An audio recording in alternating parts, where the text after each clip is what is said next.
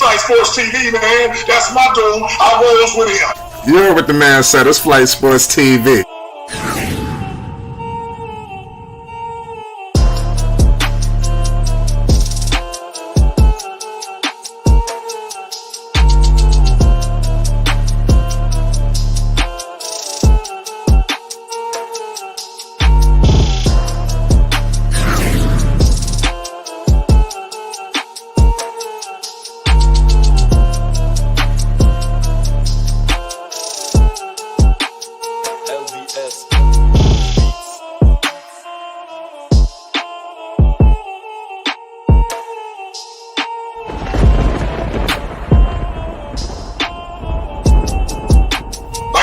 Flight Sports TV, that's where it's at.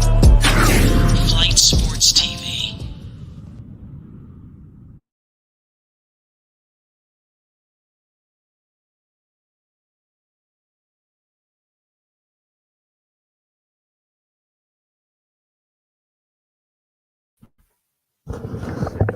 What's going on, people? It's Flight Sports TV. I appreciate y'all for checking with me. Y'all already know what it is. We back with another one of them things.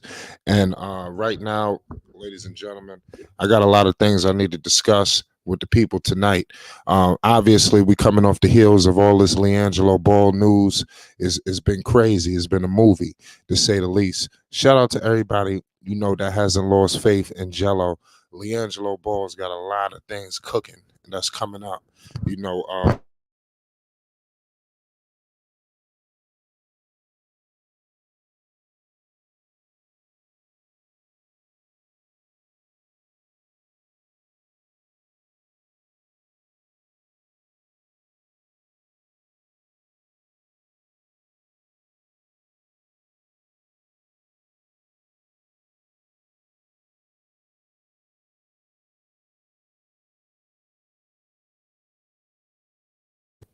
Yeah, sorry about that, y'all. We had some slight technical difficulties. But back to what I was saying, I want to thank everybody for tuning in. Number one, this LiAngelo Ball news is just going haywire. Everybody's talking about it.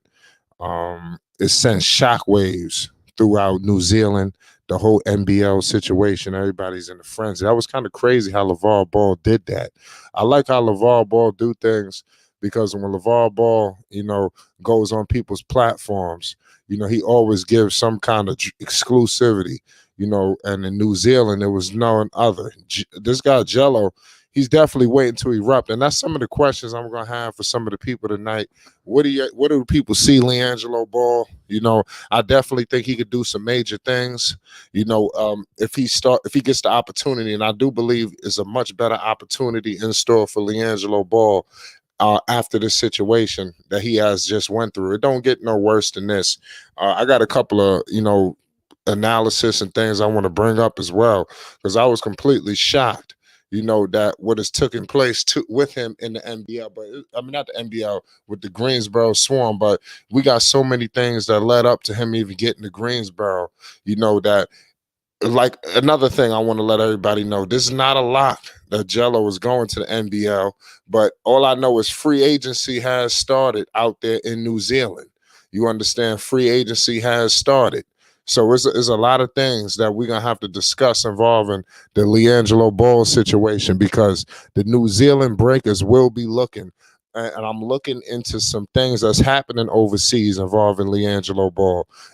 Like I said, free agency, you have the media out there imploring the team and trying to figure out avenues on how to get LiAngelo Ball. So free agency has turned up, and New Zealand Breakers are actively right now trying to get LiAngelo Ball a deal done to get him out there.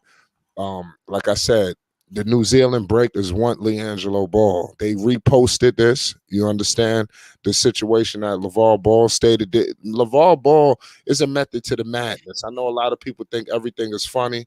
Everybody think that shit is one big joke. But when LeVar Ball goes and takes care of business, it's business. And LeVar Ball took it down overseas and handle that business out in New Zealand, along with growing Big Baller Brand to heights that we're going to get into as well. But today I want to make it very clear on LiAngelo Ball. It's big business going on with Jello. And we all knew overseas was an option. We all knew that. Stevie Wonder knew that, y'all. But I know I wasn't ready to discuss overseas. I would love to know other people's thoughts as well. People still not too crazy about the whole overseas situation, but I just want Jello to have a situation. And the situation he was just in Greensboro was horrendous. Mind you, you got a lot of talent in Charlotte. You know, this team has got 1 foot in competitive land and 1 foot trying to tank. So you, in the mix of that, you're gonna have people caught in the shuffle. James Booknight, JT Thor, the list goes on. You know, and these people are savagely affecting the development of LiAngelo Ball, along with hurting their own careers. You know, we're gonna get all into it. Shout out to New Zealand, the NBL. We got a lot of news to discuss. We got my man Rave Kingdom and Toxic T in the building. Rave was good. What's going on? What's going Yeah, on? It's call. Rave Kingdom on Flight Sports TV. You know what I'm saying? We appreciate everybody that's going to come in or already is here. You know what I'm saying? We're definitely talking about a wonderful topic here. Most definitely, man. I just want to read this to you guys from the NBL. The NBL is a national basketball league. Okay, it is a men's professional basketball league in the country of, or not country, but it's in Australia. Currently composed of 10 teams, 9 of Australia and 1 in New Zealand. It actually is titled as one of a premier professional basketball league. Okay, this is a great opportunity for LiAngelo just not only ball, but actually have the opportunity to have time to show these guys that, hey man, look, I'm coming back. You see me. You know what I'm saying? Y'all saw me in the Greensboro, and Greensboro, they're kind of playing games. He's playing Kinda. games. They let me in here and there. No You know what I'm kinda. saying? I showed you guys some flashes, but in order for me to show my full success, hey, let me go somewhere real quick just to show y'all a little taste. You know what I'm saying? A little taste of why you should definitely get these guys. Like I said, the NBO is considered professional, so just letting you guys know. Oh, They it have is a guys professional league. You can hear most me, Ray? definitely. Say You can hear me? yes, most Okay, definitely. You my bad. sound Yeah, now very you yes, sir. good. Nah, You yeah, sound clear. there's Yes, no sir. kinda. It is a professional Yeah, league, for ladies sure. and gentlemen, with a proven track record and a pipeline to the NBA. Yes, You sir. know, they have a programs down there destined for what Jello was looking to do. Most So definitely. go ahead, Ray. I don't mean to cut you off. No, you're fine. No, that's fine. That definitely needs to be explained, man. They got a couple talents out there too: Bryce Cotton, Justin Robinson, Allen Williams, Isaac Humphreys. So you know what I'm saying. And Humphreys is one of the brothers of the Humphreys brothers. So just letting you know, there's definitely talent out there. This is a perfect chance for LiAngelo to do his thing, which I really really appreciate that. And we're going to show support for him here on Fly Sports TV. You're absolutely right. We got Toxic T in the building. Toxic was good. I'm doing good. Can y'all hear me? Am I good? Yes, sir. Yes, Yes, sir. How you sir. feeling, dog? Feeling good. Can't complain. I think it's a very exciting time for Jello. I Mm, think that you know all the ball boys have their coming to age, kind of taking their own career by themselves moment. Lonzo essentially going to New Orleans. I think that played a pivotal part in a sense. Him saying that him saying it when, for example, he was injury prone when he was in LA. Lonzo comes after being, in a sense, being called out by LeVar, and it helped him because it told him he has his chance to control his own career. And then, as you can see, his shooting got up and everything else. LaMelo going to again the NBL, where people thought he wasn't really a good caliber talent. He goes to Illawarra Hawks and becomes the 3rd overall draft pick. So I'm expecting LiAngelo to go over there and kind of ball out. But I just want LiAngelo to just be in a situation where, this is a professional league, and you're still living your dream of being a professional basketball player. And so don't take that for granted. There's plenty of guys that are at that could have been at your position, but simply just don't have the talent. You're a talented player, and I think if he just grinds a little bit more, I think he could be in the NBA one day. But it all comes down to where or not it all comes down to how bad he wants it. He got the talent, but how bad does he want it? Good call, Oh, Toxic. I think that LiAngelo's going to get that opportunity to find out how bad he wants it real soon. I can't wait. And I think Jello already proved that as well, how bad he wanted. We're going to get into. I think we got people who forgot the trials and tribulations it took for Jello to get to where he's at right now, and we may have to go down memory lane. We got all access Dex in the building. Dex, what's the deal? Talk to the people. We live. Yes, sir. Shout out to Flight Sports TV, the machine, the voice of the voiceless, the people's champ, the hottest in these streets. Shout out to the panel as it reached its premium peak. And shout out to the chat and all its concophony. And most definitely, shout out to everybody pulling up the Flight Sports TV. Yes, sir. Right. Well, we was getting into LiAngelo Ball, and the opportunities that's awaiting him in the NBL. We all knew that overseas was an option. LaVar Ball is starting to open up that option after his recent statements. We all knew, like I said, the writing on the wall for Greensboro. Obviously, it's unfortunate. We got to continue to keep reiterating that. And it's starting to get damn near disgusting and disheartening to keep reliving that disastrous situation.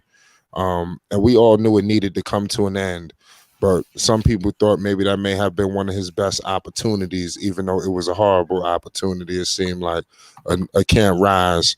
What's your thoughts on his opportunity that awaits him potentially overseas? Because you have the New Zealand Breakers that right now, currently, free agency has begun. And the Breakers, the team, I've been monitoring the situation. They are pursuing LiAngelo Ball. They want to get a deal done. And the fan base is in a frenzy. Dex, let's give the people your thoughts. Well, honestly, LiAngelo had ample opportunities to play overseas in various leagues that seeked his talent. So this is not something surprising, like all of a sudden he is wanted. He has been wanted overseas, but it wasn't in the ambition of LiAngelo to play overseas because he had done that already. This will be his second stint overseas, or you could say third, because you could say the JBA World Tour. So you could say this is his third stint overseas. So this is not anything surprising. I know it's jubilating for the New Zealand Breakers to have such a talent in their realm, but LiAngelo has stated before that his dream and his goal is to play in the NBA, be in the NBA uniform with his name on the back. You already have two with the name Ball on the back, but the third one has yet to crack that aspect of NBA presence. Yes, he's been in summer league. Yes, he's been in training camp, but he have never made the 15-man roster, or some say 17-man roster, to be eligible to play in an actual NBA game that really counts. So I'm not enthused about him going over there to the NBL, but I am happy for him that he is a still wanted talent and he has options. That's the only thing that I'm parading. I always have championed the journey of LiAngelo Ball, and this is just a continuum of that journey. So as he continue to reach his ultimate aim and goal is to be in an NBA uniform with his name on the back and permanently fixed in a rotation of an NBA team, hopefully with his brothers. But even if that doesn't come to fruition, be in a team all unto himself and allow his talents to be exhibit on that parquet floor. So that's how I feel. We went into some great details last night's stream. If those who missed it, please go back into the catalog and check it and view it. It's there for you. It was a lot of elaborations on various topics and situations, and LiAngelo Ball was a crust of it. And we touched on the Michael Jordan dynamic. So I just feel that LiAngelo when he completes his rehab, and we pray that he have a successful surgery, and I'm quite sure the big baller will touch him in his rehab, and that will give him the confidence that he need to continue, because when you have options, that's all you can want in life. You always want the opportunity to make not only one or two decisions, but several decisions that can alter an outcome for a positive results. You're absolutely right, Dex. I noticed this with you with this statement ever since the news is broke with Jello going potentially going to the NBL. You don't seem too enthusiastic about the overseas situation, the NBL. And I heard you just say, utter your thoughts that you're not too enthused. Where's all this coming from? What the hell is going on? Well, the reason why I'm not too enthused about it, as far as him going overseas, but I'm very enthused about him continuing his journey to be an NBA player. And this is just part of that journey. I don't think it's the end of the journey, but it's just part of the journey. And his journey has been a little more difficult than some of his brothers based on his past decisions. But the reason why, Flight, I'm not enthused about it, because I've seen this before. I've seen this movie before. LiAngelo overseas playing basketball. I've seen it in Lithuania, where he was a leading scorer for that team coming off the bench, and they still had some reserves about him, and players was being jealous and keeping the ball away from him, even though some games he was a high scorer for that particular game. I seen him in the JBA tour, where he ended up getting injured and kind of hobbled to the finish line in the JBA tour. And it was exciting to watch him and a lot of those players in the JBA. So that aspect I've seen. So the movie I haven't seen yet that would drive my enthusiasm of LiAngelo Ball pursuit is to actually be on the NBA team in a fixed rotation where he's getting minutes in meaningful games. That would drive my enthusiasm, because that I have yet to see. That part of the movie have yet to eclipse me. So the overseas thing is, it's something that I've seen he didn't before. say NBL. He didn't say NBL studio. Right, I kind of got right. I kind of NBL. Right, I kind of got some pushback for that, Dex, just a little bit, right? Only because those exact same things that were said was also said about LaMelo. LaMelo was, if you look at the journey that LaMelo was on, LiAngelo was every single part of it. From the JBA tour, literally almost to Lithuania. So when you look at it from that aspect, Dex, I think that the problem isn't the fact that he's not a good scorer, he can't do this or that. The fact of the matter is we actually haven't seen LiAngelo in his own situation to where you can say, and I quote, that he's the guy. And when some NBA teams are looking for players to sign their team, they're looking for guys that are not only just to be part of the second team. They're looking for guys that if your starters is out, they're looking at you to get a bucket.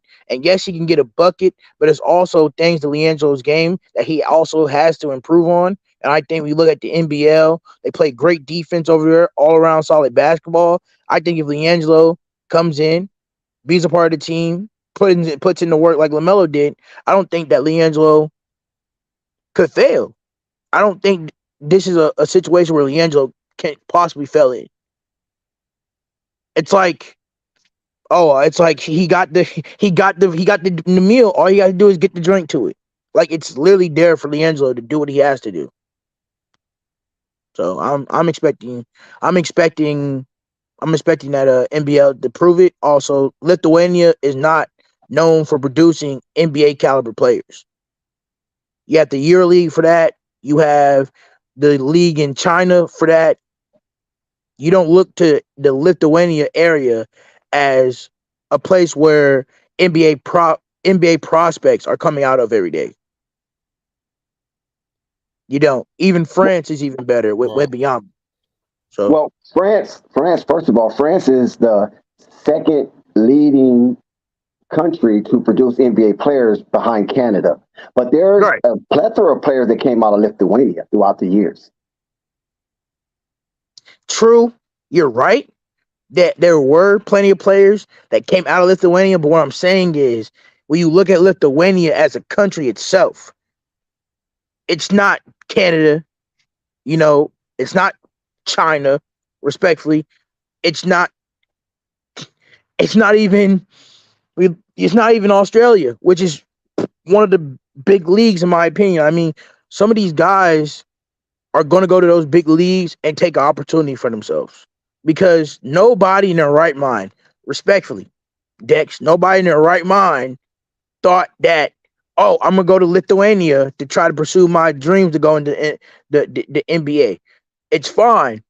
But if you're talking about quality moves or how to pivot, the best pivot would probably be if, i.e., they go to a Canada or a Toronto situation, i.e., in Australia, i.e., a China somewhere, where you'll literally be praised and loved. I'm talking about Stephon Marbury has a legit statue over there just by wearing a jersey and playing good enough in China.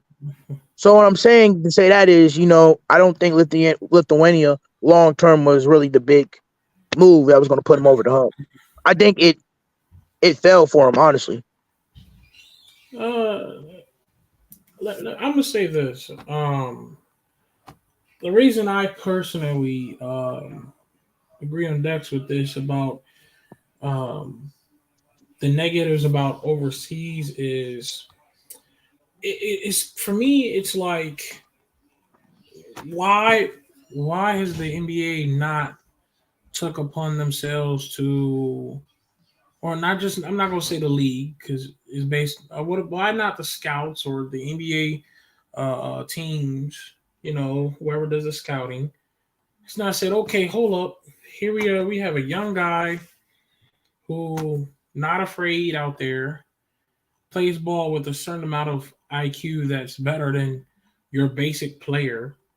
And he could shoot the three ball, which is very quality to the league that is what is standard right now, which is the NBA. And the NBA right now is a 3-point uh 3-point based standard league. Right now is the dunks is like exciting, but that's where most of these players in the NBA is trying to looking for that 3-point. And Jello specializes in shooting that three. That's his bread and butter. If anything fails, he can hit that three though.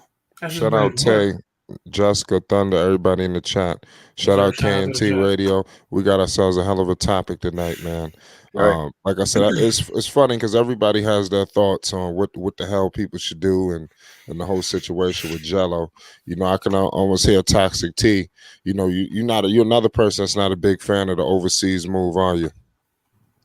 Actually, I'm a big fan of it. Because I'm a big fan of it because one of my favorite players growing up was Marbury. Of course, I look at Marbury's journey. And I see how the NBA kind of blackballed him in a sense to where at one point all he wanted to do was to play basketball. That's all he wanted. Marbury was the truth too. I see a lot of people, a lot of kids today, they do not talk about Stephon Marbury. Keep going. When you look at Marbury and the greatness he played on the NBA basketball court, and you realize how the NBA basically shout out Coney Island, right, and how the NBA like blackballed him. Like Stephon Marbury now would fit perfectly in this era NBA. You could argue that Stephon Marbury's game, in the grand scheme of things, he was playing in an era that wasn't ready for him. So when he was blackballed, and all he had was basketball after his father passing away, when China came calling, he took forward. Now Marbury is on a level. I don't know if he'll be a good player in today's NBA. Marbury was no lights out 3-point shooter. No, that's not what I mean by that is not a lights out 3-point shooter, but there's certain things in Marbury's game that you can put into an NBA player today that not only would you could say that some that not only would decrease them, but it would actually boost their game up. Like Marbury's ability to drive, Marbury's ability to the gift to the open look man, the ability to dish out the rock, the ability to handle, because he had a great handle coming out of high school. His handle was crazy. You know what I mean? You know what high school Marbury went to? I forgot the name of it. I forgot the name, but that's because I'm probably young. I know. I Yeah, got to do a little Lincoln. bit more research on that. Let me, Lincoln. let me say. No, you good, Taxer. Let me You say talking this. Marbury? The Marbury. I don't know. I was watching Marbury when I was young. You was watching Marbury, T? But Marbury went to college as well, though. The Don't forget that. Marbury I saw, know. the Marbury I saw was the New York Knicks, Phoenix Suns Marbury, like the twilight of his career, and it forced me like, yo, this guy's a truth. Like he is What I raw. will say is, kids today need to be talking more Marbury. For whatever reason, the NBA sent him out packing the wrong way. But I mean, shout out Stephon Marbury. Like even when Steven Jackson talk about Marbury, he calls him Marbs, right? And there even been you have people in the IG sections like, who's He don't Marbs? get no respect. He don't come. He don't get featured in the NBA. They don't bring him in to talk. They don't do Right. nothing. Yeah, he is straight blackball. That's Right. dirty So what they it's did to like Marbury. Yeah, that's foul. I want LiAngelo. LiAngelo is going. If I'm LiAngelo, I want LiAngelo to go over overseas and just put 100% effort in. Because trust me, there's been I'm with plenty of that. pay. Tony Kukoc was another NBA player who could have been in the NBA, who did go to the NBA, right? But he kind of took some time to kind of continue the Euro overseas basketball thing for a little bit before he went into the NBA. So it's like, again, Jello going over there and potentially winning, he could by him going over there and winning and doing something like that LaMelo couldn't do, because the Illawarra Hawks didn't really do nothing that year. They didn't really I have mean, no he didn't play championship that long, did he? aspirations.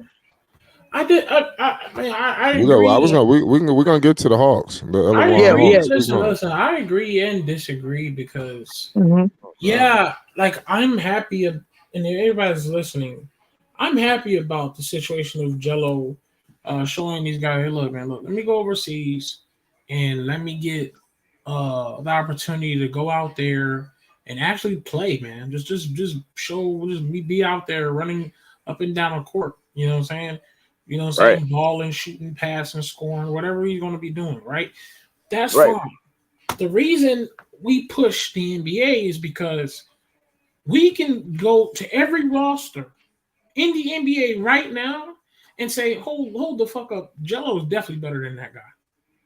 Or should be better than that guy, because those guys that sitting on that bench collecting a check is literally ain't doing half of what Jello. What I will say is this. I don't mean to cut you off, Ray. I'm gonna let you continue. I agree with what you're saying, but I could just hear people now what you just said. They just losing their mind. Another thing I want people to say along with what you just said, that Jello is better than a lot of people that you may see in the NBA. Is it the Carmelo Anthony dynamic? Because I believe Carmelo was better than half of the league when they tried to screw him over. But the Jello dynamic is a guy where they tried to destroy his confidence. They tried to break his mentality. I don't understand the dynamic they tried to do to LiAngelo Ball. They really tried to break this kid. Not only that, as I'm more and more analyzing the situation, they tried to bury Jello. Seriously, they tried to bury this dude, and we, along with everybody in the panel and the chat, it was a hit out on all of us. Because we was the ones clamoring the organization to do this and do that, and why the hell could you imagine? Let me tell you something. I had boots on the ground in Long Island, New York. See, I don't know. They was playing in these arenas. Let me tell you something. People are going ape shit crazy to the bench out there in Greensboro. So if you think the talks they do to the Lakers and these bigger teams, could you imagine what an arena that's not really sold out and people is right there getting up on you? Could you imagine the things that's being said to Mr. Camp and crew? I mean, y'all got to understand what's going on.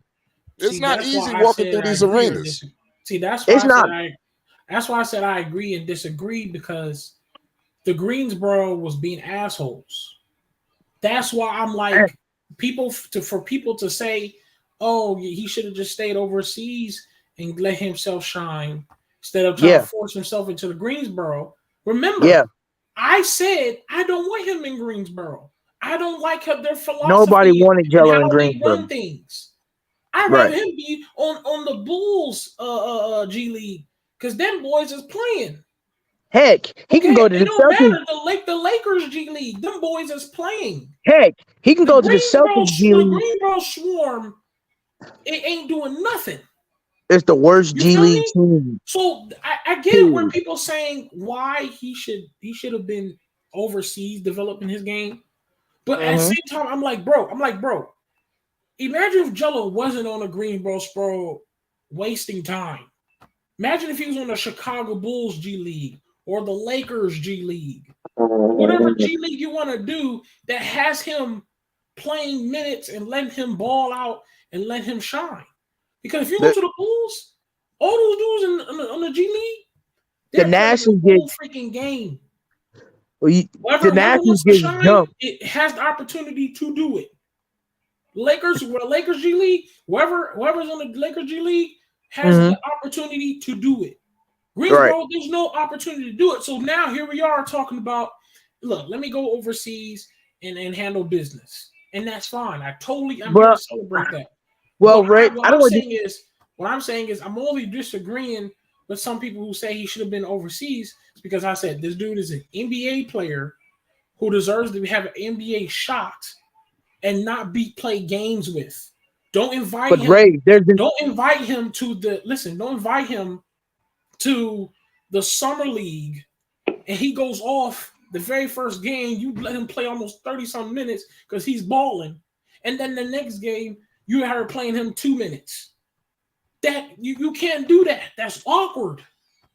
So that's what I'm saying. That's my opinion. To play devil's advocate here, I don't want to be that guy to say that, let's be real. It's a hierarchy in the NBA. It's the draft picks, it's the coaches, it's the starters, it's the second team, and then you have those guys at the bottom who NBA teams love, right? And they know that they're good enough to play in the actual NBA game that they're going to try to make certain favors for. And I don't want to be that guy, but listen, Jello should have been gone after the first time around. He dropped 16 points in 11 minutes. Do you know he could have been overseas at any point after that? There are plenty of players. There are plenty of leagues that would have an NBA league, summer league player on their roster because what nobody else wants to understand, any NBA caliber player that comes and grace your presence, whether he actually played in the NBA or not, just because he actually wore an NBA jersey, he's actually going to boost up the tickets. So it's not like the NBL is losing in this situation, and it's not like Jello's losing in this situation, Rave. It's about how I can help myself while also helping you. And if the Greensboro Swarm, no matter how stupid it was, they felt like guys like Theo Maladone and Jay McDaniels and JT Thor and Kai Jones, they feel like those guys could have gave them more because they already had an investment towards those players. I'm not like even the chat that's a little bit talking about this subject. Son of Will, chat, I think chat, if you're you. listening, and everybody in the panel, I totally agree on how everyone feels about him playing overseas and how the NBA, the NBL would have been better for Jello than that G League. But you gotta understand what G League are we talking about? Because I feel like if he was on the Bulls G League, he would have more of an opportunity to show his skills. But Ray, if he was on the Lakers how you know? I mean, go how ahead. you I feel don't think that it when get the no worse. Detroit Pistons? It get no worse than what was going on with Go ahead. Greensboro. I will tell you. I'll tell you why. He could have been in Detroit where they were screwing him over and not letting him play. I will tell you why. Because if you guys go to the Lakers G League or even the Bulls G League, I get the Bull highlights of the G League, okay? And these dudes literally are like on the court 24/7. The Lakers are on the court 24/7. They got Jello. The Greensboro Swarm had Jello knick-knacking and playing around, thinking this is jokes. Like, I get it, how y'all feel. I feel it, and I'm glad he is going to the NBL. I'm glad. I totally agree about the NBL right now. I'm not disagreeing with y'all about him going to the NBL. I'm just disagreeing on. It's so easy to say the G League was a bad idea, but then again, you got to remember what team he was on. And that was the Hornets G League, and that was by far the worst G League in fucking history. Because I know a high school team that's better than the Hornets G League. Well, Rave will explain but Rave, and here's the pushback to what I'm finna say, and here's what the pushback everybody else has been saying as well. But Rave, they've been putting people in and out of the G League, and other guys on that same roster has been able to come into G League, show off, and go back up. So how come Jello is just sitting back there? If Jello knew he was on the bottom of the pecking order, why after why after? Because again, it wasn't like he had a guaranteed contract or nothing. I'm pretty sure they could have avoided it and he could have walked. Thank you, Slim. LiAngelo being a victim. Yes. The reason I say that, okay, Marquise, you gotta understand. Victim is okay, Marquise, here's another thing. Check this out, right? Here's another thing. Also, you gotta play into other things in a role. Remember, LaMelo Ball is the franchise player over there. LaMelo Ball is hooping. LaMelo Ball, before Jello was assigned to G League, Melo said, "Yo, get my bro." Everybody forget about that. So you gotta understand Jello. So you understand Jello's hanging around like, okay, forget that overseas shit. Melo wants me here. The office heard that Melo wants me here. I'm his brother. You saw me kill people in practice. You saw me shoot threes. True. You saw me show good IQ. You saw me play hard whenever I got in, whether it was 2 minutes or it was 30 minutes. Let me hang around here so I can have my opportunity. But they didn't do that. But Rave, you know what I'm saying? But Rave, listen to me. Rave. And I understand this. But there's always those lower tier teams, right? When you look at them now and they're saying they aren't good, right? These guys aren't it. They're known for having abysmal bad moves. But again, that's just what it is. It's what it is because of the fact that the Knicks, I'm gonna use them as an example, they were a laughing stock. Now look at what they are. They're number 5 in a division, fighting to potentially go into the playoffs after being knocked out of it last year. You literally have the OKC Thunder, who is scratching and clawing to be in the play-in. And not to mention the Sacramento Kings. Congratulations. You broke the longest playoff streak behind the Jets ever. That's great. And I say this to say this. Those teams have been able to succeed, Rave, because they made risk that might have screwed them up in the back in the long end, but it worked out for them. And the problem with the Greensboro Swarm and the Hornets is they want to take the safe pick when they've been known for being abysmal losers. So even this franchise and these owners are losers. They're known for being losers. So do you expect them, Rave, when they have a superstar in front of them, to take care of their superstar and appease to his wants and needs? Studio, when we ever? I would love to know, and you give me a timestamp, and I want you to write it on Flight Sports TV comment section. When on any of us on Flight Sports TV, except the haters, never tell people about the blackballing Jello. We said that here on Flight Sports TV. On Flight Sports TV, we support LiAngelo, LaMelo, and Zoe. And we already had conversations about the teams blackballing him, especially when he was supposed to have been in the NBA. That's my point. My entire point of the conversation that I'm having right now, Studio. I'm saying, hold up. I'm saying Jello is an NBA player. But, okay, fine. You want to take him to a G League? Fine. But if you're going to take him to a G League, be reasonable. If Jello's playing better than 99% of the G League players, Yeah. He should be having time on the court. That's why I said he should play on the Bulls G League or the Lakers G League. If you're playing on the Hornets Greensboro Swarm, it's clearly shown they are incompetent and they are trash at what they're doing. True. That's what I'm saying. Slim, you're or right. anybody else that's listening. And Rave, you're cooking, you're spitting, but again, I don't want to be that guy, but it's like Jello might. Again, we gotta look at his Man, transgressions, the just point say that what the led hell him you here. trying to say, man. Bottom line is, he wouldn't be in the situation if that China incident didn't happen. Nobody actually.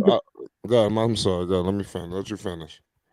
He did that thing with the glasses. It pushed him back. That's a fact. That's the truth. He did that. That was his decision. We all knew what it was. He did that. That was his decision he made. Also, when he also tried to push it again, which is another fallacy, I feel like he shouldn't have pushed it this soon, but not even a year after the incident, he went to Lithuania with his brother LaMelo. LaMelo said he wanted to come back. He was done with Lithuania, all that to create the JBA. And LiAngelo then tried to go ahead and put himself in the draft after dropping these big numbers. I feel like that was a mistake on his part because he didn't even have that much games and him being on the floor consistently with Lithuania to even have enough draft experts even looking at you. You could be a part of plenty of rumors, but it didn't work out for him. Then he tried to go to the JBA. They won their little thing there. Then he goes to Detroit. Wait a second. Stop right there. Stop right there. We're gonna let you. I'm gonna pick you back up at Detroit. You know, you had said something like, I'm sure you said LeVar Ball did acknowledge something like that, or what you stated when you just said that. He said in so many words they did have to pivot, you know, with that situation. You know, obviously that was not the ideal, you know, thing that you would like to see, you know, for Jello at that time. And then you said the JBA, the way you I stopped you because you said the little thing of JBA, like that shit was like nothing. You know, you got to understand what the hell I'm that not saying JBA it's thing nothing. was. No, I know, yeah. When you think of JBA, we gotta say it from a grand perspective because that was some groundbreaking shit that the shock waves from and the remnants are still being felt from that goddamn thing.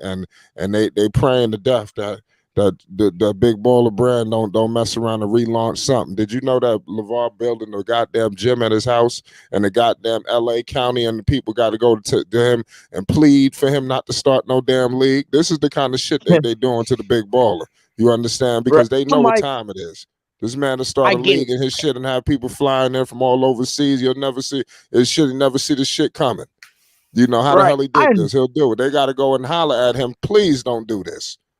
Go ahead. I understand fight, and I don't want to be the guy to say that the JBA wasn't nothing because he did create his own basketball league. But in the grand scheme of things, this is the overlook of decisions that LiAngelo has taken to this point. The grand scheme of things, even though they did what they did during the JBA, and it was historical, when the NBA teams looked at it and said, "Oh, empty calories," because they did that with LaMelo. Empty calories. It took LaMelo going to a proven league for him to wear an NBA jersey. And that's exactly what it's going to take LiAngelo to wear an overseas jersey. Because as far as I'm concerned, they're looking at every single point of LiAngelo Ball's career and say these are great sample sizes, but he hasn't done it either A, consistently, or B, he hasn't done it in a league that actually mattered to NBA executives' mindsets. That's the issue. Okay, hold on one second. Now, when you say he hasn't done it consistently, could you please put a little more detail in that? If you do have... What I mean by not doing it consistently, when you look at his 25-point whatever game he had in the Greensboro Swarm, right? Then you saw that it was a drop-off. You could argue, right, that it was because of the minutes restriction and how they were playing with his minutes, right? I could also argue with you that I know guys that can give you 5, maybe 7 points in 5 minutes they got because that's the only opportunity they have. Can they do it every time? Hold on. We know that people can do it, but can they do it consistently? Right. Can they give you that 7 minutes that 7 points in 10 minutes every night? They majority of them, and most NBA players and majority of people that actually went through the G League have shown that they can do it consistently enough during the entire season. Because the Wrong issue answer. is, it's not about the consistency. It's about the consistency, and it's about the longevity of the season. How much? What is your stat line? What are you showing to us? How long you are doing it, and what was the team's results to win? That's what NBA executives Okay. look for First of when they all, look at college let me players. insert myself because you kind of derailed. I mean, How? and It's you the kind of truth. derailed in just a horrible crash. First of all, players that get set for 10 minutes a night are not expected to score 7 points. Yes. The 10 minutes a night that they get, if they score 7 points, that's tremendous. That's excellent because it's not an easy thing to do. Well, do you expect They them to might drop 5 points, maybe 2 hold on, assists? hold on, It's 10 minutes. hold on, because you spent a long time and you was not interrupted. You had your space. Go ahead. You're right. You're right. And but what they do in that 10 minutes is just what they do in that 10 minutes. And no coach of a sound mind can expect a player that's getting 10 minutes a night to score 7 points within that 10 minutes every night. Otherwise, he's going to be in the starting lineup somehow, some way. So doing it consistently, no, that's not happening. So that was an oversight on your part. LiAngelo showed lightning struck in a bottle not only once, but twice. And I mean, this was a grand explosion. Normally, you see a player do that every now and then, the Reggie Millers, the Tracy McGrady's, the Isaiah Thomas, a Kobe Bryant, do something like that every now and then, score in a barrage or score more points than minutes played in a short period of time.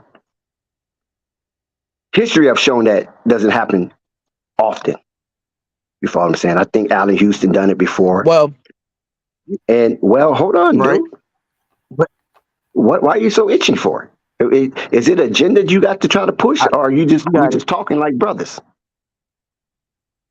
It's not. Listen, it's never an agenda when you're just putting something Okay, out then on the floor. why you keep trying to be so itchy? That's never been a thing. I'm saying, never mind. Go ahead. Go ahead. Let me tell you. All right, let's go ahead. And so, by LiAngelo is proving that he can do that not only once, but we say twice on a grand stage where the pressure is mounted because he hadn't played in nearly 18 months in competition-wise.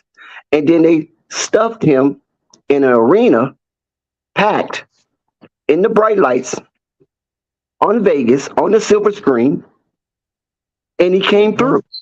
And not only did he come through, the general manager and the head coach at the time, not Surinkamp, the general manager and the head coach at the time congratulated his parents on what a terrific demonstration he put down for the Charlotte Hornets. This was not even Greensboro. This was Charlotte Hornets, Summer League. So you would think anybody with a competent mind say, you know what, we might have struck gold here. I mean, we might got a diamond in the rough. So let's see how this play out. But instead, they did the polar opposite. Because according to them, from what we can surmise, that LiAngelo just wasn't a priority, and they didn't want to rush into a winning situation by bringing in LiAngelo, couple him with his brother after winning Rookie of the Year, and now Charlotte Hornets fan base want a winning product on the floor. In order for you to have a winning product on the floor, they have to be well coached, or you have to spend money to attract the talent. But either or, if they're going to be well coached, you're going to have to get a coach in there that can coach well, and that's going to cost you. And this is where we come in, where the frugality of the Charlotte Hornets organization take place. So Michael admitted out of their own mouth, have admitted. See, we got to go with the facts here. We can't just keep confabulating stream in and stream out. You go with the facts. Go with the research. And what Mitty and Mike have basically said is with LaMelo, he exceeded all expectations. Okay? What? And then with LiAngelo, Camp said, we need a player that could do this, that could do that, could do that, and do that. And guess what? LiAngelo checked all those boxes. He checked every last box that Camp said that in order for players to gain minutes night in and night out through the summer league, they have to check these boxes. And LiAngelo checked those boxes, but yet he didn't get those minutes. So somewhere there is a paradox when it comes to reading out and promoting talent in that organization.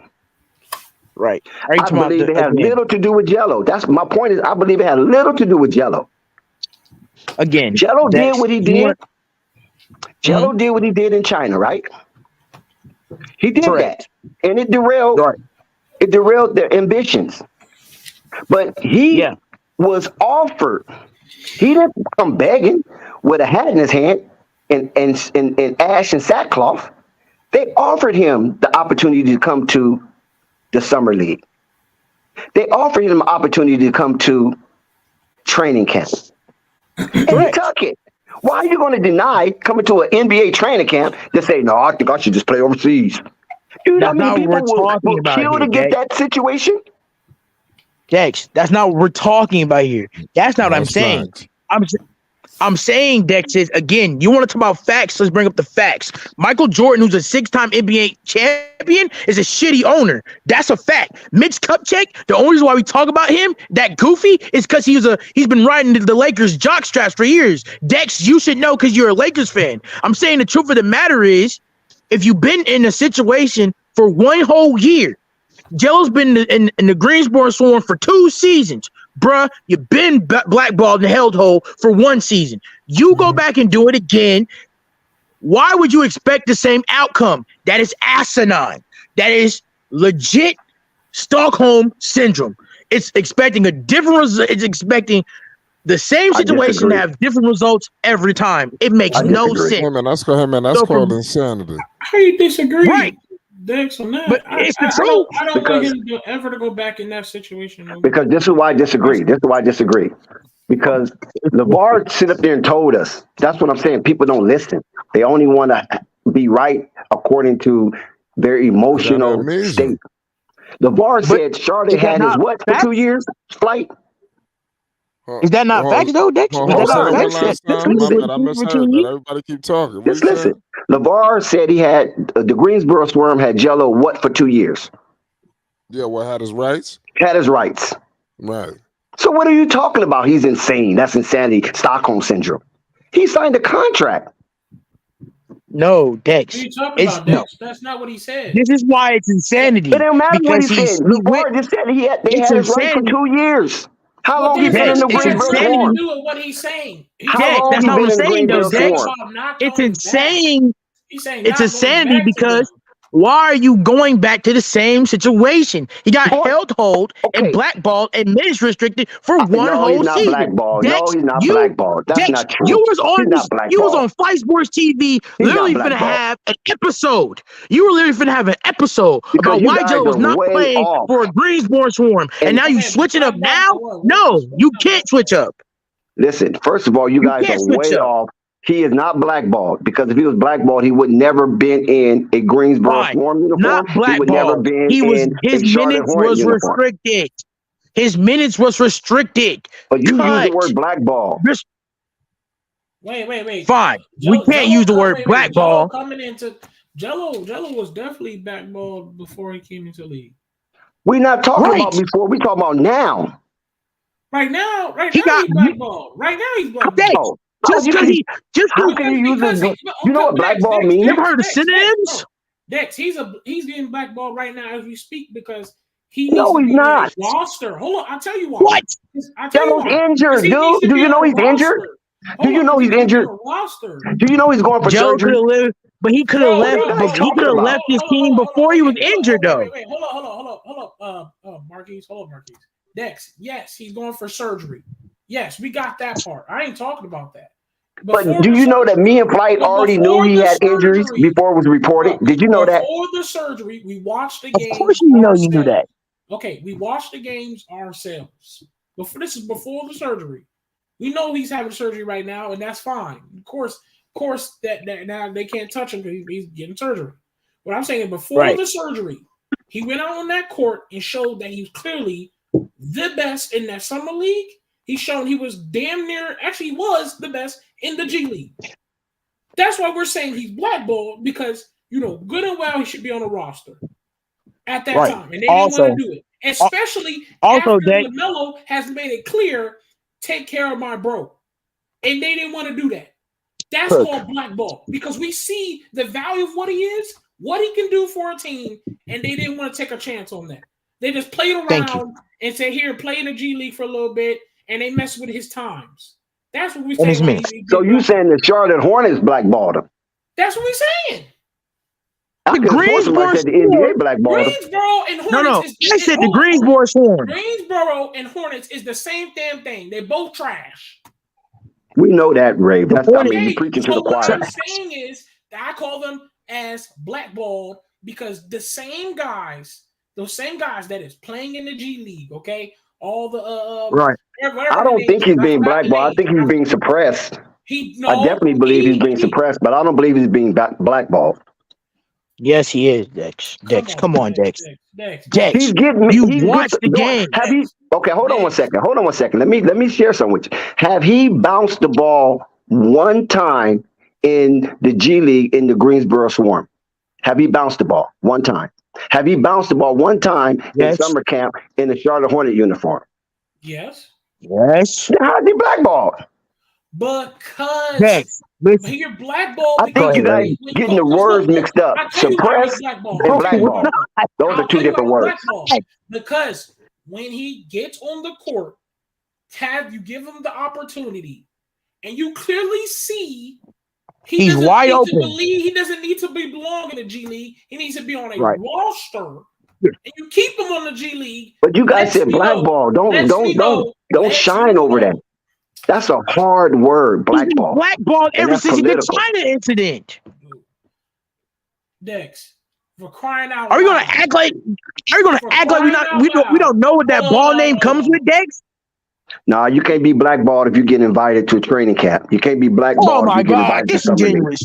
You can't be blackballed if you get invited to Greensboro Swarm. You can't be blackballed if you get drafted. The star on the team, Dex. Hold on, Marquise. Okay, Dex, I really think you're thinking I really think you're thinking about the everyday basketball player in the NBA.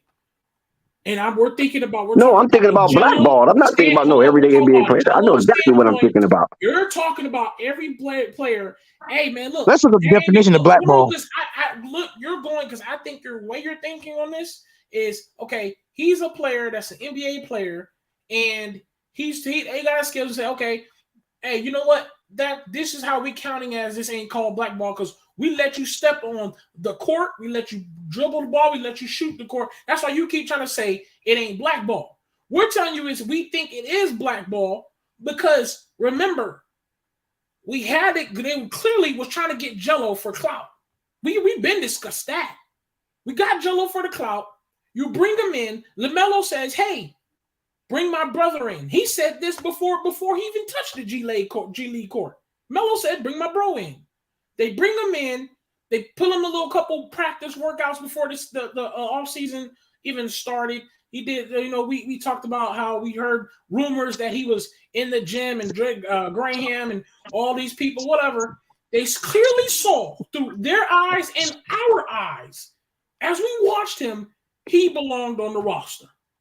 Are you done, Ray? It don't matter. Are you done, Ray? It don't matter. Hold on, Marquise. It don't matter who the Hornets drafted. We saw he needs to be on the roster. They didn't want to do it, so automatically we're already seeing him already being suppressed. Then it's really blackball is when you take him to the G League, and we're like, okay, you want to keep him around? Okay, we'll live with it. He goes to the G League, and he balls out. and they still did him dirty. Did him real dirty. It's okay, cool. You had a good game. Okay, next game, you're not even going to play. You're not going to touch the court. And then he continuously kept waiting for his opportunity, and slowly, game after game after game after game, he started shading in the shadows because they started blackballing him because they were showing how much they're not caring. Blackballing is the wrong word. People wasn't even I'm talking sorry. about him anymore. No, Dex, it's not the wrong word. In the dark. It is.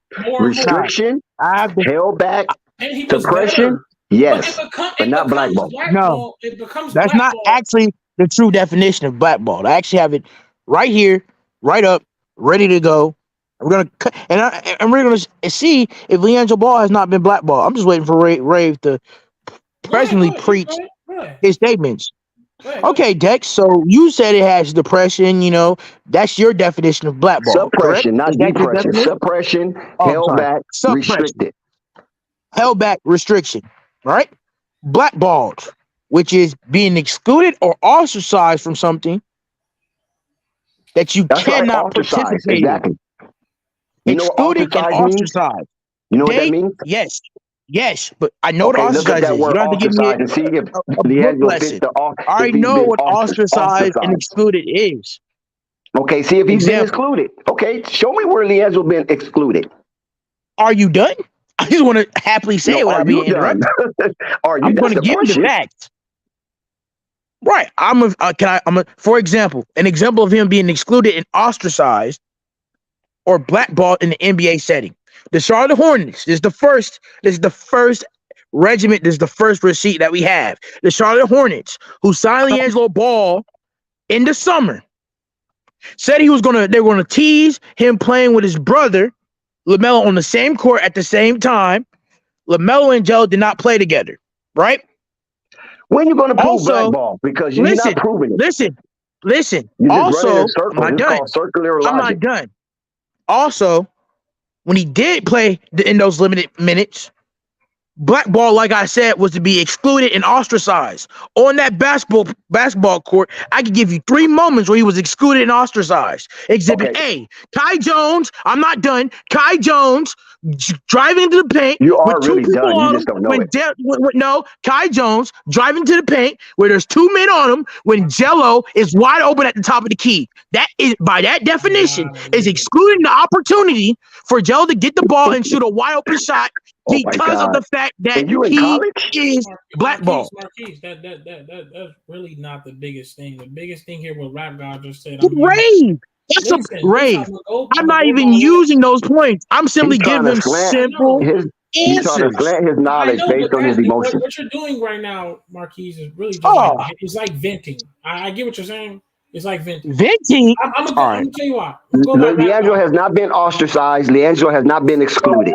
Okay, I'm gonna go by what Rap God just said in the comment section. Blackball means to be cast aside, shogun, given the short end of the deal, according to the Urban Dictionary. And that right there explains everything that LiAngelo had been doing with that. What are we talking about, Ray? Of the Hornets, Greensboro, and that summer league. Given the short end of the deal, they most definitely gave him the short end of the deal. Giving him on 1 year. Wait. Hold on. Wait, Ray. I'll go back to that. How does he get the short end of the deal? Do you know what his deal was? What? Bro, Dex, do not. Dex, what is selective politics you're doing, bro? Hold on, listen. Remember, he got there for free.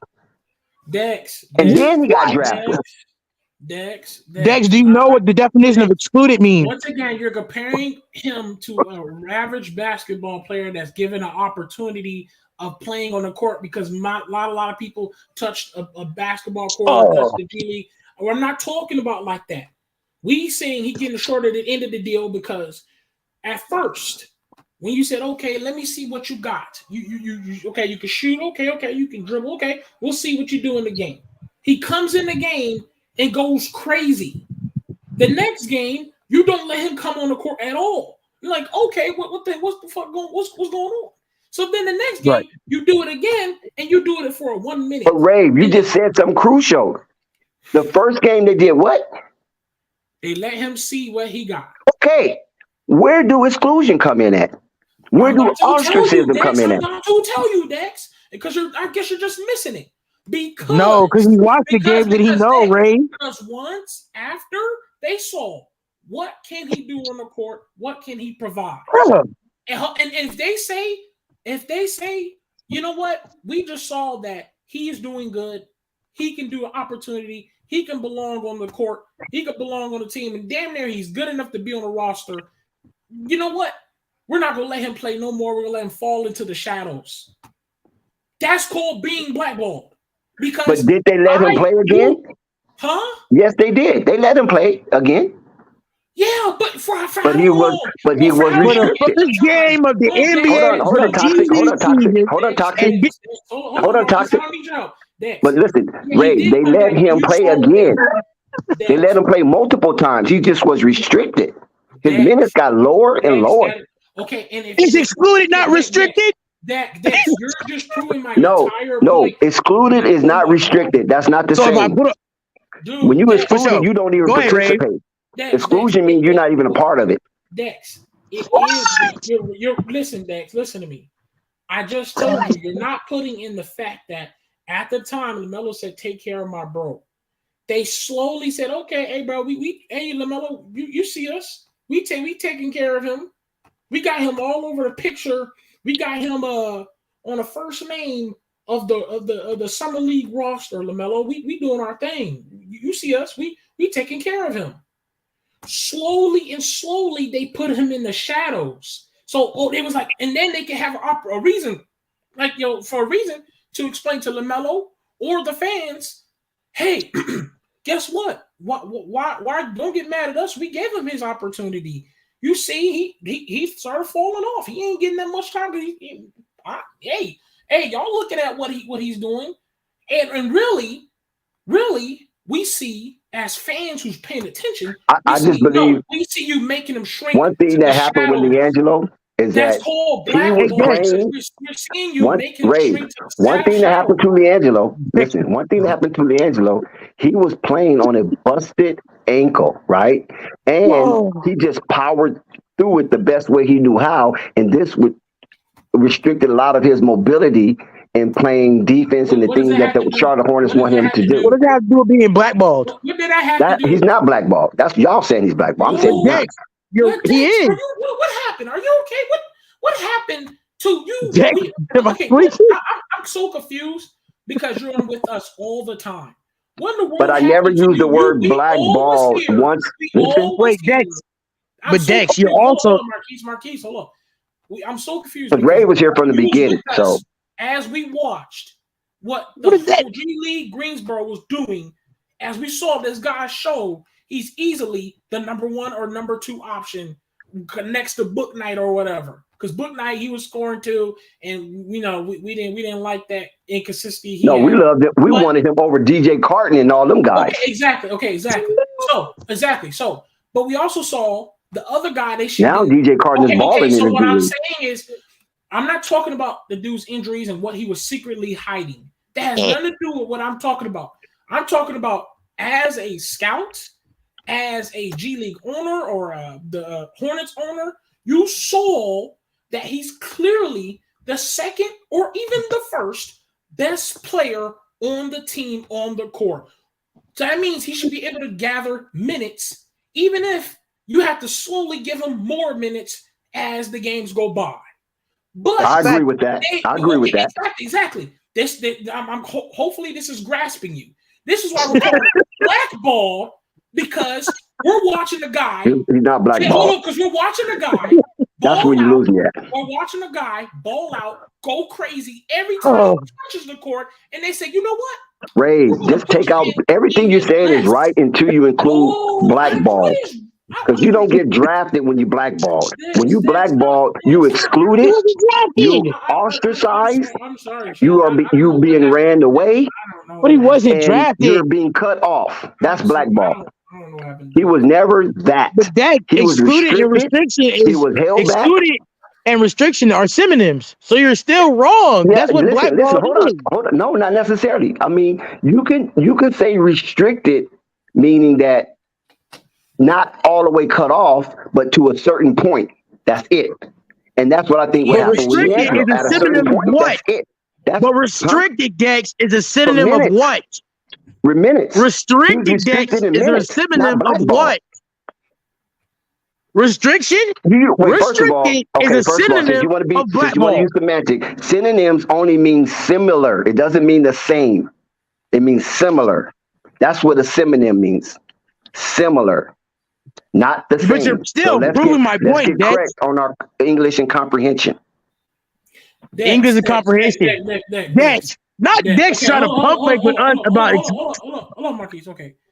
I gotta hate it. When a player earns minutes, we all pay attention because he's showing that his worth.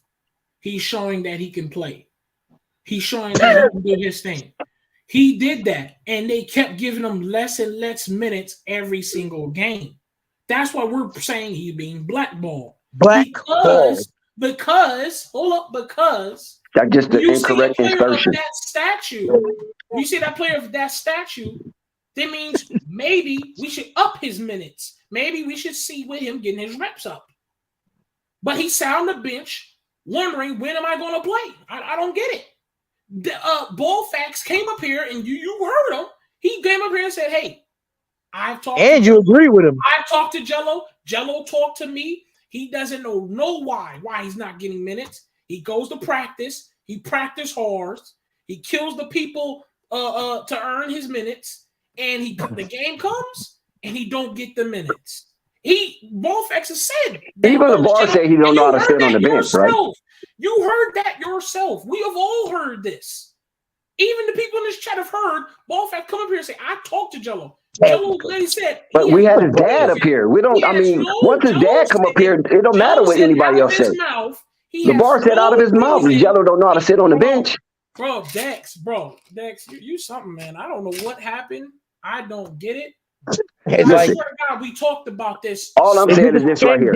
Prior to LiAngelo, all you got to do is listen to what I'm saying. Blackball is not a part of this journey. Part of it, before LiAngelo got to the Greensboro Swarm, when he was going through the Lakers, the Warriors, and the Suns, when he was going through that stuff, I might could agree he probably was being blackballed because he didn't get drafted. All the tryouts for those prospective teams, they didn't pick him up. They didn't pick him up, but the Charlotte Hornets organization did pick him up, right? And they picked him up through fraudulent purposes, to be honest with you. That's why he had to go enter the draft. And I spoke on that numerous times. He had to get his paperwork right. And what were they doing? And so, no, listen to the chronological timeline. So when he went back into that draft, that killed everything dealing with blackball. Because they drafted this guy. Not only did they draft him, Ray, not only did they draft him, they moved. Hold on, Ray. They moved up in the draft. Not you accepting getting drafted by a D-League draft. To get his draft rights. They moved up. It ain't like he fell to him. They moved up. So that means they showed some kind of interest into getting Jello into their organization. They drafted him.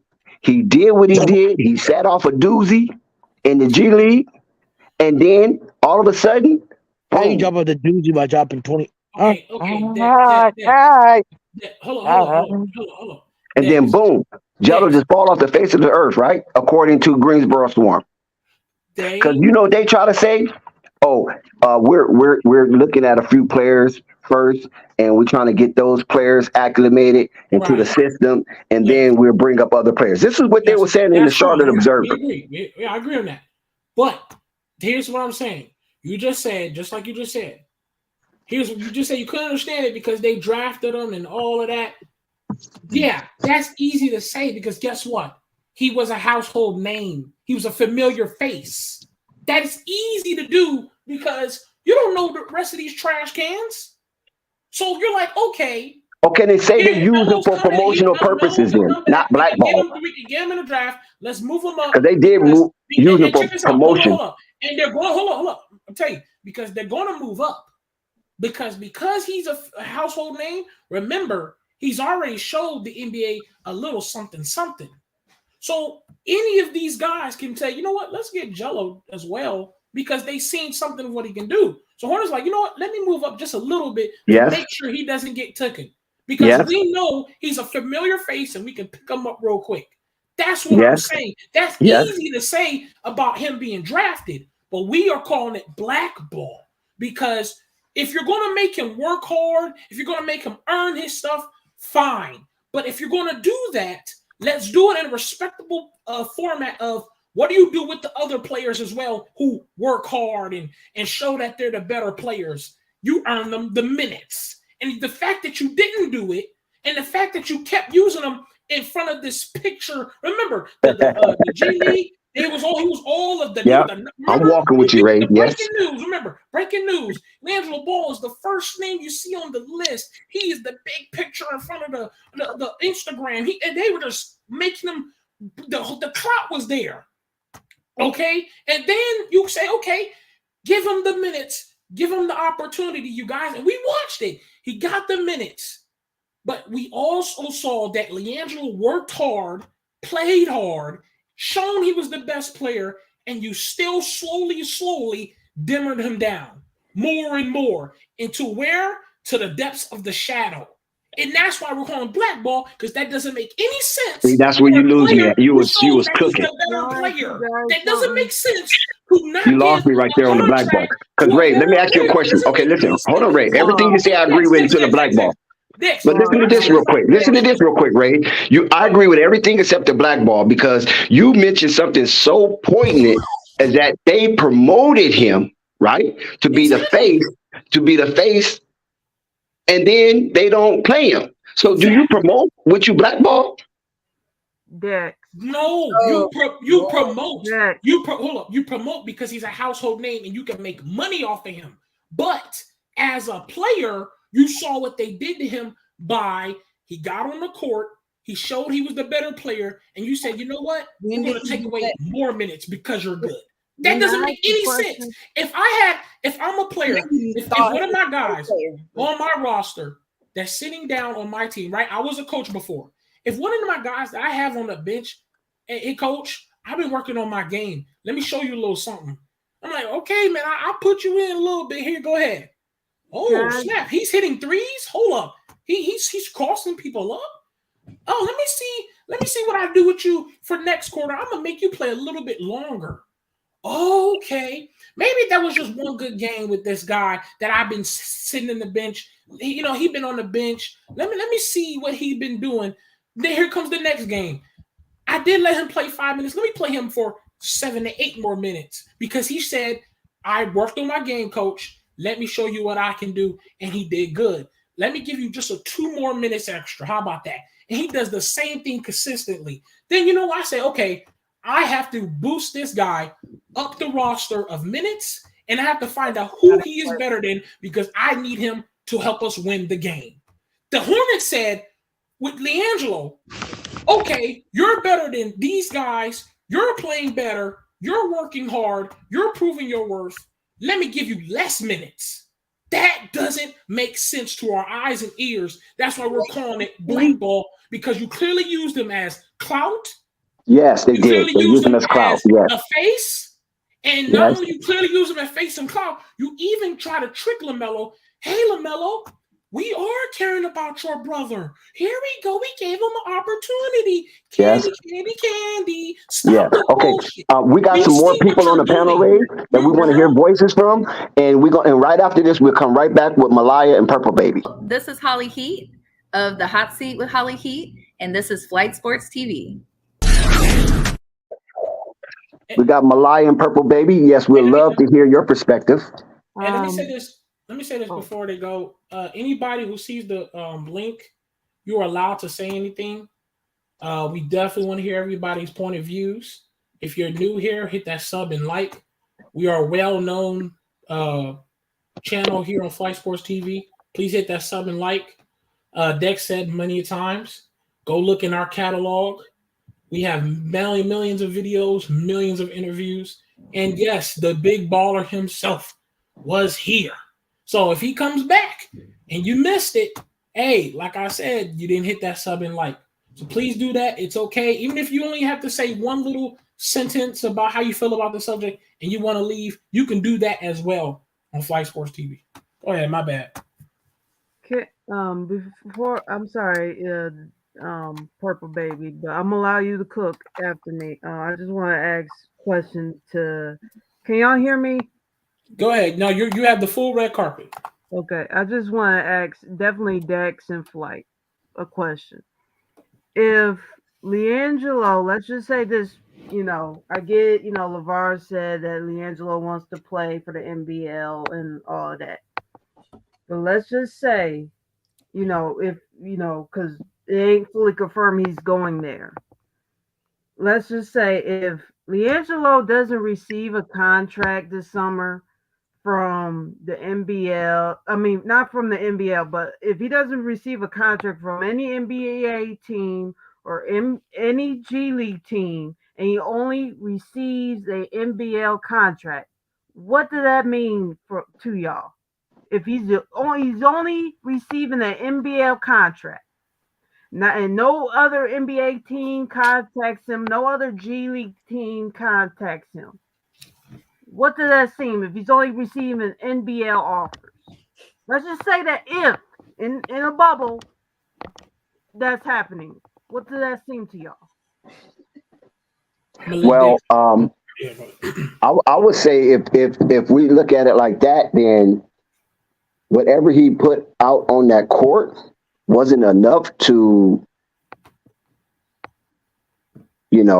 pique the interest of NBA executive office to offer him a contract.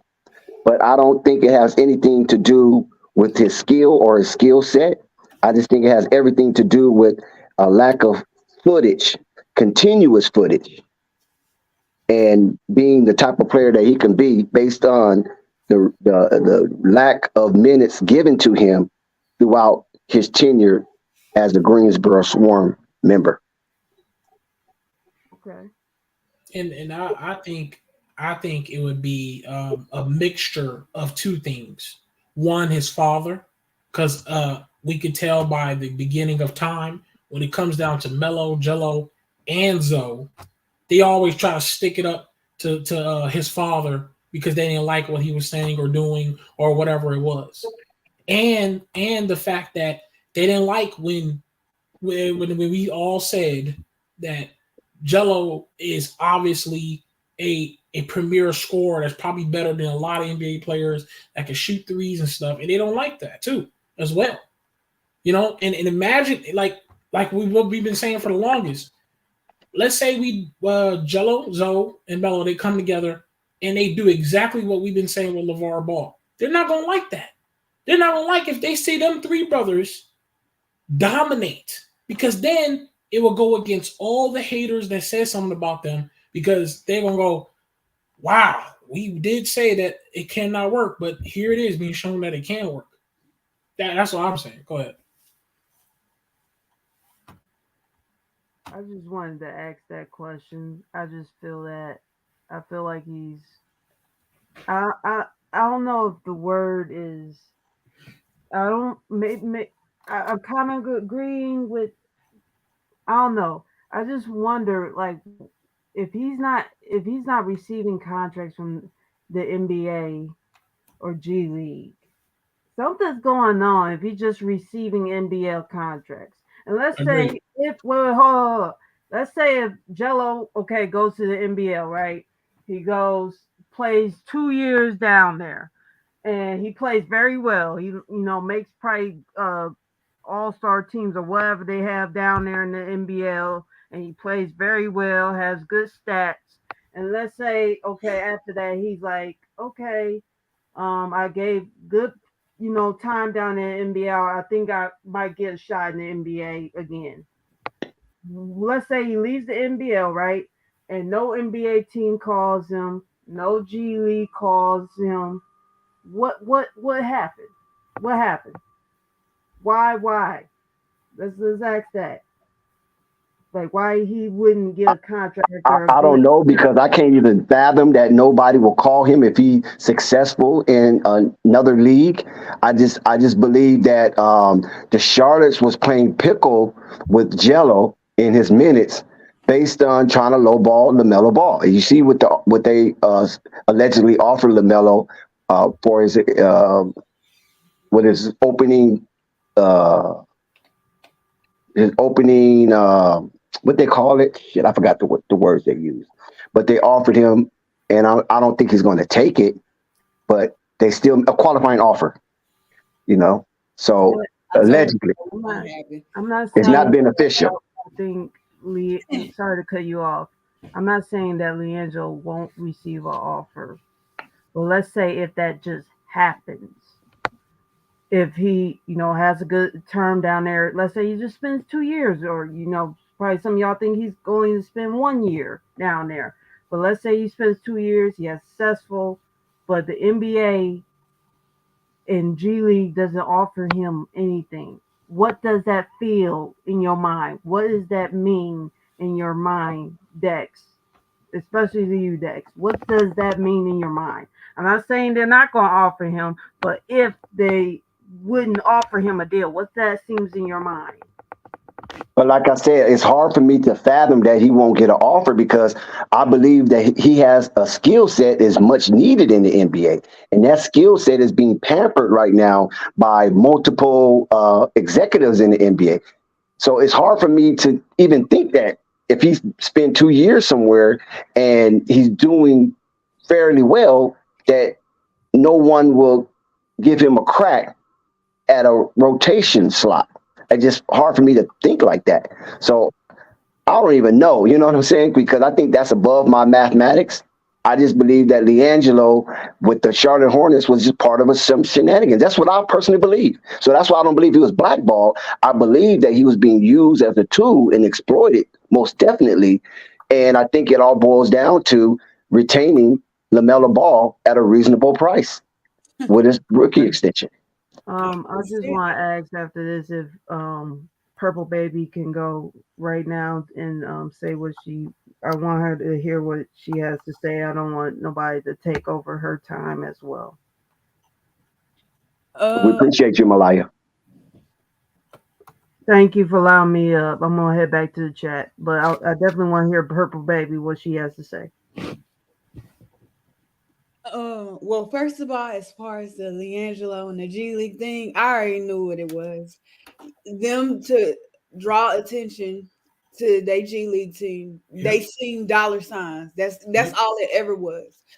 One thing I've been taught over these last couple of years is proper investment, which means for the NBA at least, when these late first round picks or even sometimes mid first round picks, depending on the team structure, they invest more time and money and energy into them than they will ever do an undrafted player. It's very rare that they will invest time in an undrafted player. I know they have a G League draft, but I'm pretty sure they consider that like not like they draft pick, even though they took a player. Because it's a lot of guys that go through that portal, excuse me, each and every year, that go into the G League and go through the G League draft that were undrafted. I'm assuming I don't know how long they could stay in there, but I'm gonna assume that it's like this year's draft coming up, for whatever guys that don't get drafted and everything, plus the guys from the previous two draft classes, something like that. That's probably how it works. But I knew it was a money grab. I knew he wasn't going to see any playing time. They seen how big his fan base is, and I've heard people outside of this circle often refer to the ball boys in general as the Kardashians. I hate that because I do feel like they have talent and whatever, and I despise people that compare them to the Kardashians and whatever like that. But I've seen it happening. We talk about the whole LaMelo thing and stuff and how Charlotte did as far as him not coming in and starting being the number third overall pick, excuse me, in the draft. It was just like, to me, if his fan base, if LaMelo's fan base or just the Ball family fan base in general wasn't as big and dominant as it is and spoke loud and stuff like that. Because they hear us and they see us and they see what we say all the time. And along with the hate, I think how y'all seen LiAngelo being treated, I think regardless of LaMelo's talent, they would have did the same thing to LaMelo. They would have put LaMelo down in the G League and let him just stay down there. Because I always revert back to an article when he was coming out the NBL, for his draft, and the coach was talking about, well, he don't know how to run set plays and all these other things. He was just being honest. That's what you have to do. But they said he had a great personality. He was a nice guy. Great teammate. Received criticism well. Was always in the gym before and after games, and even stayed late after practices. A lot of positive things. He just needed to learn the game and how to properly run offensive sets and reading defenses and stuff like that. And I just felt like the Hornets, and rightfully so, they kind of did the right thing in trying to help him learn and stuff. Like, they knew he could play fast, just like his coach in Australia knew that he could play fast. But from my understanding, I just felt like they in AAU, just in general, it's nothing but running up and down the court. It's very few coaches in that level that actually run college type plays and things like that, or even high school type basketball plays and whatever. Fundamentals, basically. It's very few guys that come out very fundamentally sound. Sorry, I had to sneeze. Yeah, you're fine. You're fine.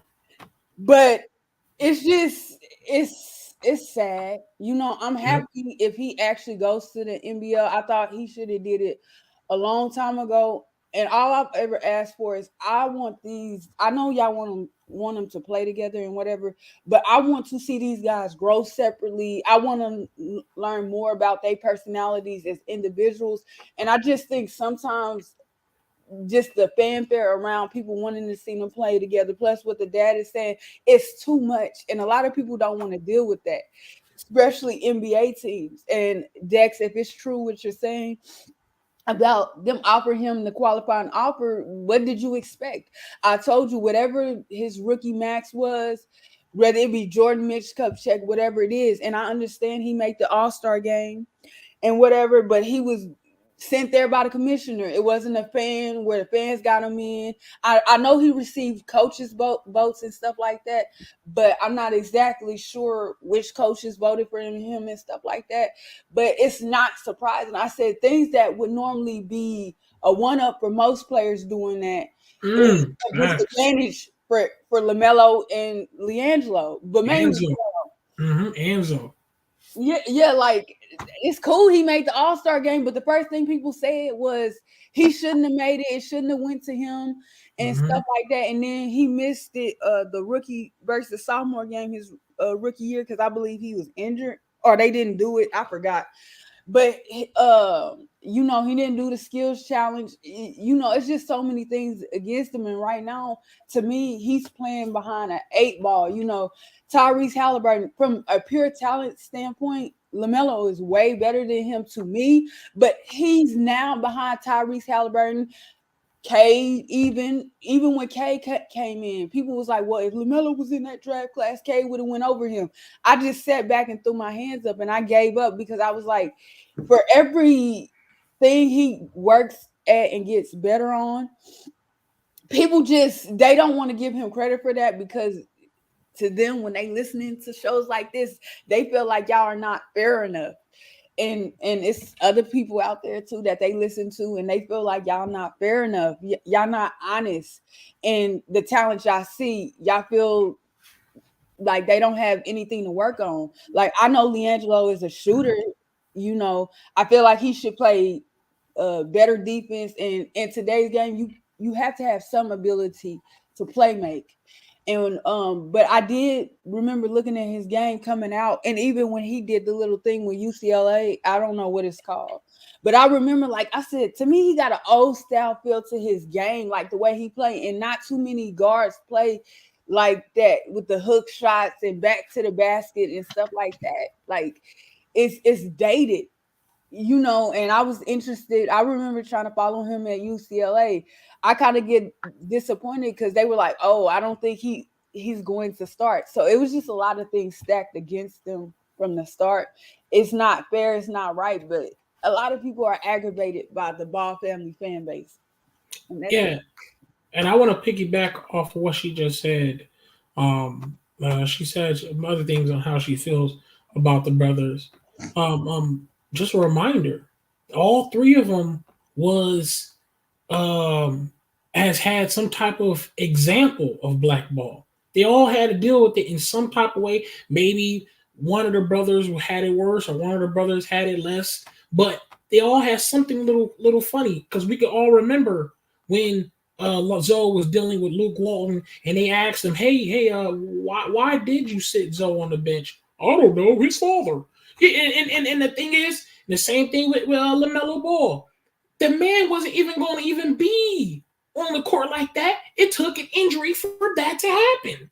And then for LiAngelo, it's the same thing. He goes out there, plays like he's the greatest. They espouse him on the walls like, "Hey, man, come to the G League. LaMelo, I mean, you get to see the brothers, the Jello Ball." And he goes out there, balls out, and guess what? We ain't going to let you get any more minutes. You know why? Because we're blackballing all three of you guys for the longest. They've been doing this. That's why Ben said, I told millions of people on this entire channel, I said, don't think the Hornets won't dare try to lowball LaMelo Ball when it comes down to that next big contract.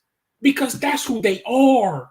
The Hornets have been doing this. They've been bad organization. LeVar Ball said when he got on this panel, he said that is a burned bridge when it comes to these Hornets, because they keep doing these little games and these little functions, and they do it with my kids. They've been doing it functions and playing around with Zoe. They played around with Jello, and they played around with Melo. That's why we keep saying blackball, because they keep doing it. They're doing it over and over. You bring Jello in and put him all over the fucking stands and say, "Hey, come see Jello." But when we come see him, why the fuck he only got 1 minute?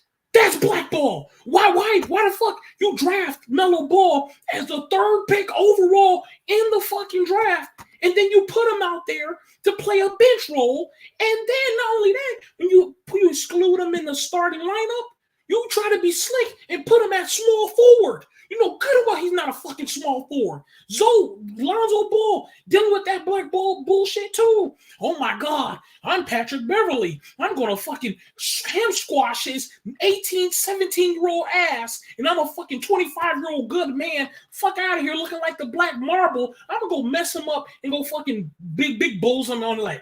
Like, bro, they've been dealing with black ball their entire careers. They've been doing this for years. They've been a victim of blackball for years, their entire careers. We saw Jello on that court and said, hold up, he has way more IQ than that guy that they're giving him for 19 minutes. Hold up, Jello can shoot way better than that guy who's getting 25 minutes. And cool, and you said it yourself, Dex.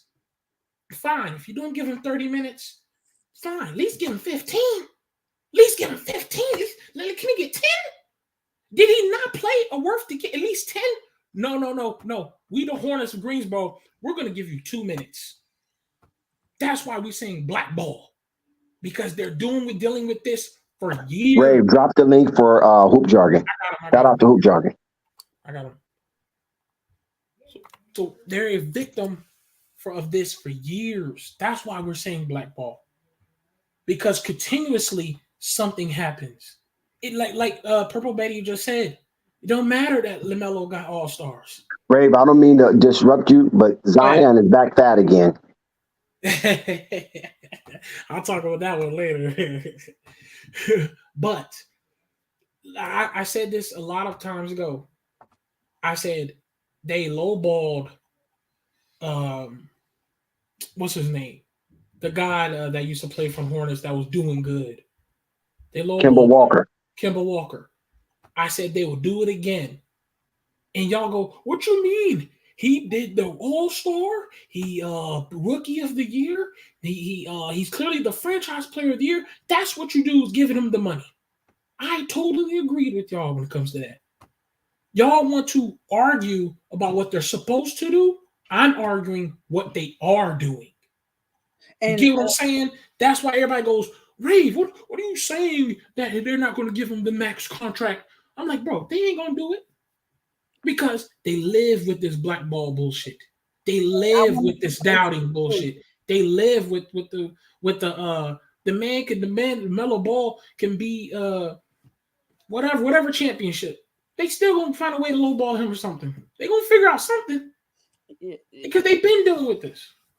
And like I said, because I listen to both sides, outside of this space in other spaces, and it's interesting how people view him. But when it comes to that rookie of the year, a lot of people feel like he shouldn't have won it and don't understand because with the injury that he had. But what I don't understand is I get people's logic. If you go out there and play, I don't want to hear that you still hurting and all this other stuff because you went out and played when you could have sat out. But it's like, oh, look how he played in the playing game. Both of them actually. He's a ball chucker.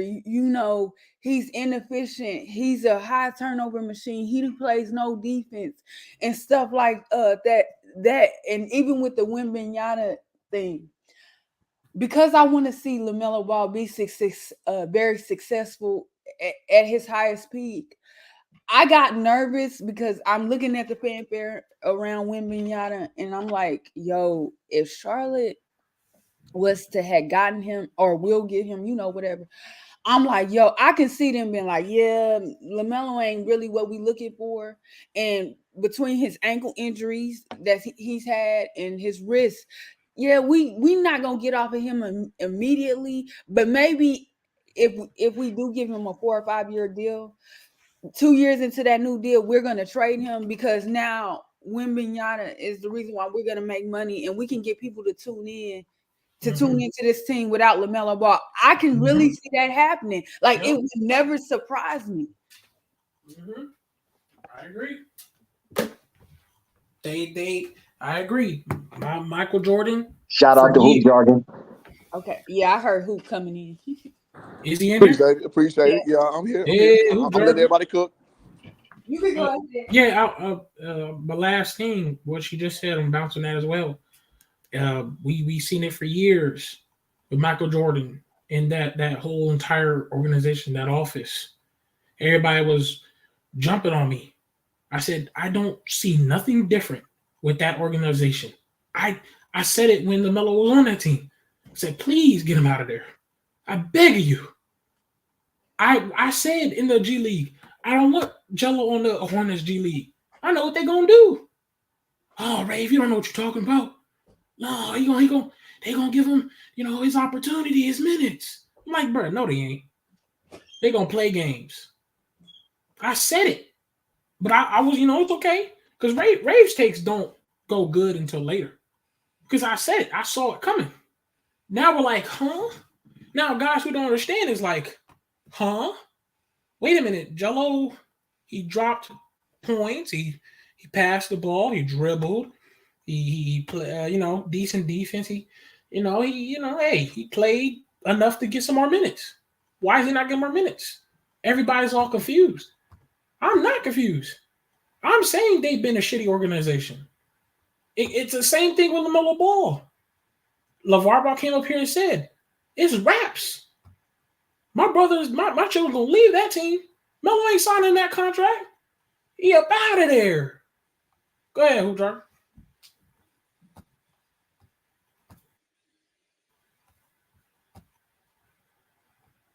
Hoojar, you there? Yeah, I'm here, bro. I just wanted to kind of get the whole consensus of what the focal point of LiAngelo going overseas before I spoke, and so I just let everybody. We kind of I can tell you, it's not a consensus.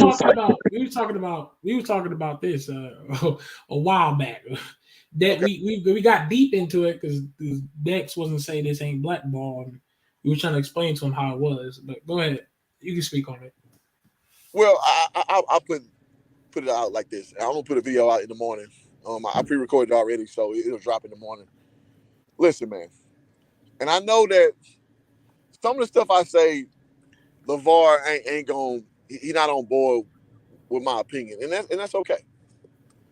I said LiAngelo should have been overseas 2 years ago because, in my opinion, you got to garner real interest for him in his production.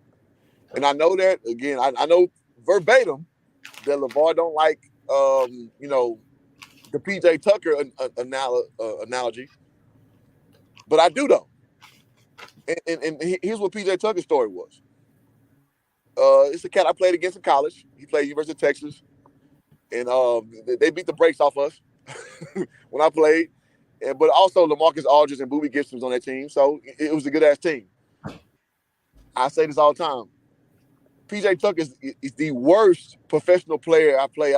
Played 12 NBA players in my life. The worst, PJ Tucker.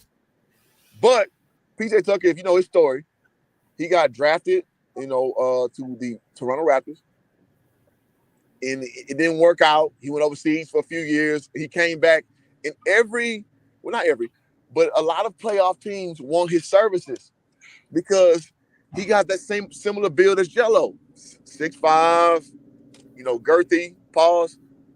He just has that type of skill set. He's smart, and I just see that in Jello. I think Jello is, and I say this begrudgingly because I know Tina. I'm gonna tell this backstory. Tina checked me, when I was saying about LaMelo and Lonzo, and she was like, Jello, LaMelo, Lonzo. It's like it's all three or it's nothing. So I understand how that camp rolls. I do, but I'm gonna still have my own opinion. So with ultimately what I'm saying is, Jello, I think it's a good idea to go overseas because then you're gonna go put that work in. It's undeniable. You got that film over there in Europe, and nobody can sit there and hold you no more. Nobody can sit there and be like, we don't know. Well, you know what I'm saying? You go put that work in, and it's nothing you can refute anymore. We seen Pat Beverly do that shit. We seen J.R. Smith do that, right? So I don't think LiAngelo is I don't think it's a bad thing, bro. Me personally, and again, if diametrically, if the Ball family don't agree with my take, that's fine. But that's what I see for LiAngelo though, because people just don't take him serious like they should. We all see the talent, we all see the skill set. That boy got a clip on him. He can shoot that thing like nobody else. But people, for whatever reason, you put him, you marginalize him how you marginalize him. So why not go overseas like your younger brother did, LaMelo, and just go kill for a year, and then it's all gravy. It's on wax, like the old rappers used to say. So I love this for him But because I said this 2 years ago, bro, on YouTube when nobody was saying that. It's like, oh man, the Detroit Pistons, when they picked him up, I was like, okay, cool, but if it don't work out, he needs to go overseas. So I'm glad that that's probably the destination now, and I know he's gonna do his thing, and I'm gonna be looking forward to like just him getting to where he gonna be, and that's just what it is. So what about blackball? You think he's being blackballed? No, I don't. I don't think that they care enough to blackball him. I don't. I think that they just don't respect his resume. Which I mean, listen, man, we talking about the NBA, 1% of 1% in there. So I mean, that's just standard protocol, bro. and There's no reason to blackball him, in my opinion. and then I wanted to say this. To me, I think what hurts is like people feeling like, okay, we see, regardless of how they feel about LaMelo, we see the talent in him. And if he works at it and he becomes more consistent and things like that, and becomes a smarter player and not turn over the ball and shoot more efficiently and take better shots. With LiAngelo, I've always said this. I don't I understand the opportunity. You know, your brothers, both of your older brothers, or both of your brothers, excuse me, are in the NBA. But personally, I've always felt when he got that opportunity from the London Lions, he should have took it, because with Lonzo, you know, he had high school and college. LaMelo didn't go to college, but he had mainly the NBL, you know, for a lot of people to go off of in high school tape. You know, and maybe they asked for his AAU tape, but I'm pretty sure it was just mainly his tape from the NBL that they asked for. But it was just like, to me, where y'all felt like he had enough footage out there of him playing and showing what he could offer to an NBA team. I never felt that way, and I felt like going to the London Lions was just a perfect opportunity to put his Big stuff on facts. the plate. Big facts, Purple, baby. Big facts. Okay, hoop jargon. You said big facts. Well, When you have I'll tell you why. okay, let me frame this All for right. you. Yes, sir. When you have the opportunity to either play in the States in the G League for the NBA or go overseas, what would you take? It depends on. You know what's funny? Oh, all right, I'm gonna let Purple go first. Go No, ahead, Purple. in his situation, per how you know it was being seen just in general, I would have went overseas. Okay, so and I agree, and here's why. Listen, you know, one of my first videos I put on my channel when I first started doing YouTube was about Jalen Green, and Jalen Green damn near did himself a disservice by going to the G League, you know, and not being the top pick. I think Cade Cunningham was the top pick that year. I mean, Cade. We're talking about elite players, so he was number 2 in the draft. I think that cost him going to the G League. So we saw with LiAngelo, I'm sorry, with LaMelo, he set a new, bro. You go over there and you cook overseas, you're gonna get recognition. Whether people hate it, it's almost like, you know, people they like, you know, what you are ultimately, but they may hate LeVar, but they can't deny talent. So and it's also a narrative driver. When you go over there and you go kill over there, because everybody knows the NBA. Like, you got hella ex NBA players, and on his team he had Aaron Brooks, he had Boone, the cat who played at UConn, he played in the NBA. There's NBA guys there, so you can't refute it, right? And I also said too, man, my first, if y'all look at my channel, man, one of my first videos was when LiAngelo and LaMelo played in Lithuania. I gave my breakdown back when when you could go live on YouTube, even if you didn't have, like, you know, 500 subs, you know, back in the gap, you know, in the game. I ain't know nothing about YouTube back then. I just was like, just speaking my mind, because I just believed in the kids so much. But what I was saying back then, bro, it was a good look for LaMelo being 16 years old, playing in Lithuania. Like, you're getting more comp than the, you know, high school basketball. And I said, Jello, you're getting better comp than UCLA being a bench player or a second, you know, tier player. Bless all the sick So, men and women and children who are currently in the hospital right now. huh? What you No, say? go ahead, hoop.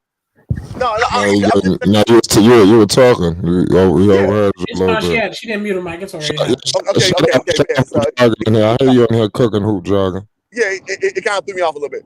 So, bro, it's a good thing, man. And LeVar has shown you that he's willing to put his kids over there, and they gonna garner their attention, and they gonna get to where it's gonna be. Like, listen, every story does not have to be a perfect story, a squeaky clean story.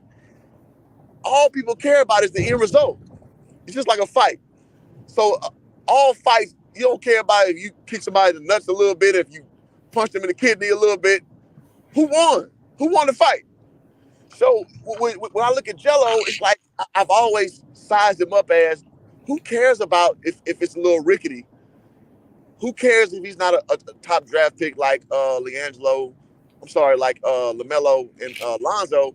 Who cares? If he goes and succeeds in the NBA, that's all that matters. And I want that for Jello. So if this has to be the path, so be it. Because at the end of the day, people gonna talk. People who hate, who talk shit, that's what they gonna do. They gonna find some caveat to point out, oh man, well he didn't do this, we didn't do that, blah, blah, blah. I mean, whatever. Just get there. And that's what I care about. And so I love this for him. And I hope he goes there because you control the narrative going overseas. I know he's gonna do well because he's a good basketball player. He's solid. And then the overseas game is more conducive for shooters. And we know G Honcho, that's what he do. So it's like, dog, who cares about the minutia? The only thing that matters is the end result. That's it. And let me make sure. Good point. Good point, Hoop Johnny. Let me make sure because we was getting a little deep in that conversation about blackball, and we want you to know when we said that, just to remind people because maybe some people getting late. We weren't talking about now. Right now, we actually agree with the situation that we're gonna get Jello in that NBL, and we hope for the best, and we're gonna be supporting it. I think it's a great idea right now. I was just referring to when I said blackball. We was talking about how they handled him during when he was with that team in the G League, how they handled him on that summer league. We referred it to blackball because they were trying to be cute, be funny by putting him all over the poster boards, advertising him, and then everybody pay all those big tickets to not see him on the court. And especially a guy who showed, okay, I am deserving of more minutes. And I referred it to me when I was a coach. And I said, if I had a guy on the bench, I had him as a bench, I said, hey, man, you got to work your way up. You know what I'm saying? And he goes, hey, coach, I've been working on my game. And, if you want to put me in a little bit, I'm telling you, I've been working on my game. I've been studying. I'm like, okay, all right, man, I'll see what I can do. And then that game happens, and he goes, I'm like, okay, he shoots. He's scoring a little bit. He's passing the ball, playing good defense. He did work on his game. So next game, I start thinking, well, I'm going to give him more minutes. Maybe not a crazy amount of more minutes. Maybe give him an extra minute or so. Let's see, because he did show that he said he worked on his game, and I saw that he did work on his game. He did do better in practice, and he did do better on the game. Let me give him one more minute or something. And then he's showing more consistency of work. So then I say, okay, he clearly shows that he's earning his minutes, he earning his work. Let me boost him up a little bit because he earned that. It's the same thing with Jello, but they did the opposite. That's why I said blackball, because the man got on the court, scored the points, shown he had the better IQ, passed the ball, played as a teammate, and did what was necessary to at least try to win the game. But you know what the Hornets did? Or the G League did? You know what, Jello? You are earning your minutes. You are working hard. You are going in each practice is giving 150%. We're going to give you less minutes. And we're going to keep doing it until you fall down into the shadows of the depth. And you just wasted 2 years of your career. That's why I said blackball. Right now, it's fine. Right now, I totally agree he needs to be in the overseas. And should he have took the overseas route before? Sure. I only said blackball because, okay, you brung him in this situation, and you heard LaMelo say, hey, man, get my brother on board. He can hoop. They in the off season, they say, hey, man, hey, Jello, you wanna shoot with some of the stars, some of the players? And they said, okay, hold on, just do my half something. Let's put them on the bottom of the roster when it comes down to the G League or the Summer League. And Ray, and he goes crazy in the game. Ray, let me share this with you also. And remember, when Mitty had that press conference, because he was forced based on the footage that was released by Devontae Graham, he called Jello a real talent. Yeah, exactly. Well, And that's why. I'm gonna say And this. that's why I'm saying. Go after hoop. And that's what I was saying. Why I say it's blackball, because you saw something and you gave it the opportunity to say, okay, you know what, get on that court, Jello. That first game, 25 minutes. He balls out. 26 points on 25 minutes. You know what? Because you balled out, I'm gonna let you get on the court, but I'm gonna lessen it. I'll give you 13 or 15, wherever it was, the second game. And okay, he scores 12 out of 15 minutes, or wherever it was. And they're like, okay, you did score. You did pass the ball. You did run the floor. You did listen to us when we told you to do things. How about this? We're gonna give you less minutes. Like, huh? That's not functionally right. And it's the same thing with LaMelo when it comes to his contract. Go ahead. Hey, Ray. Hey.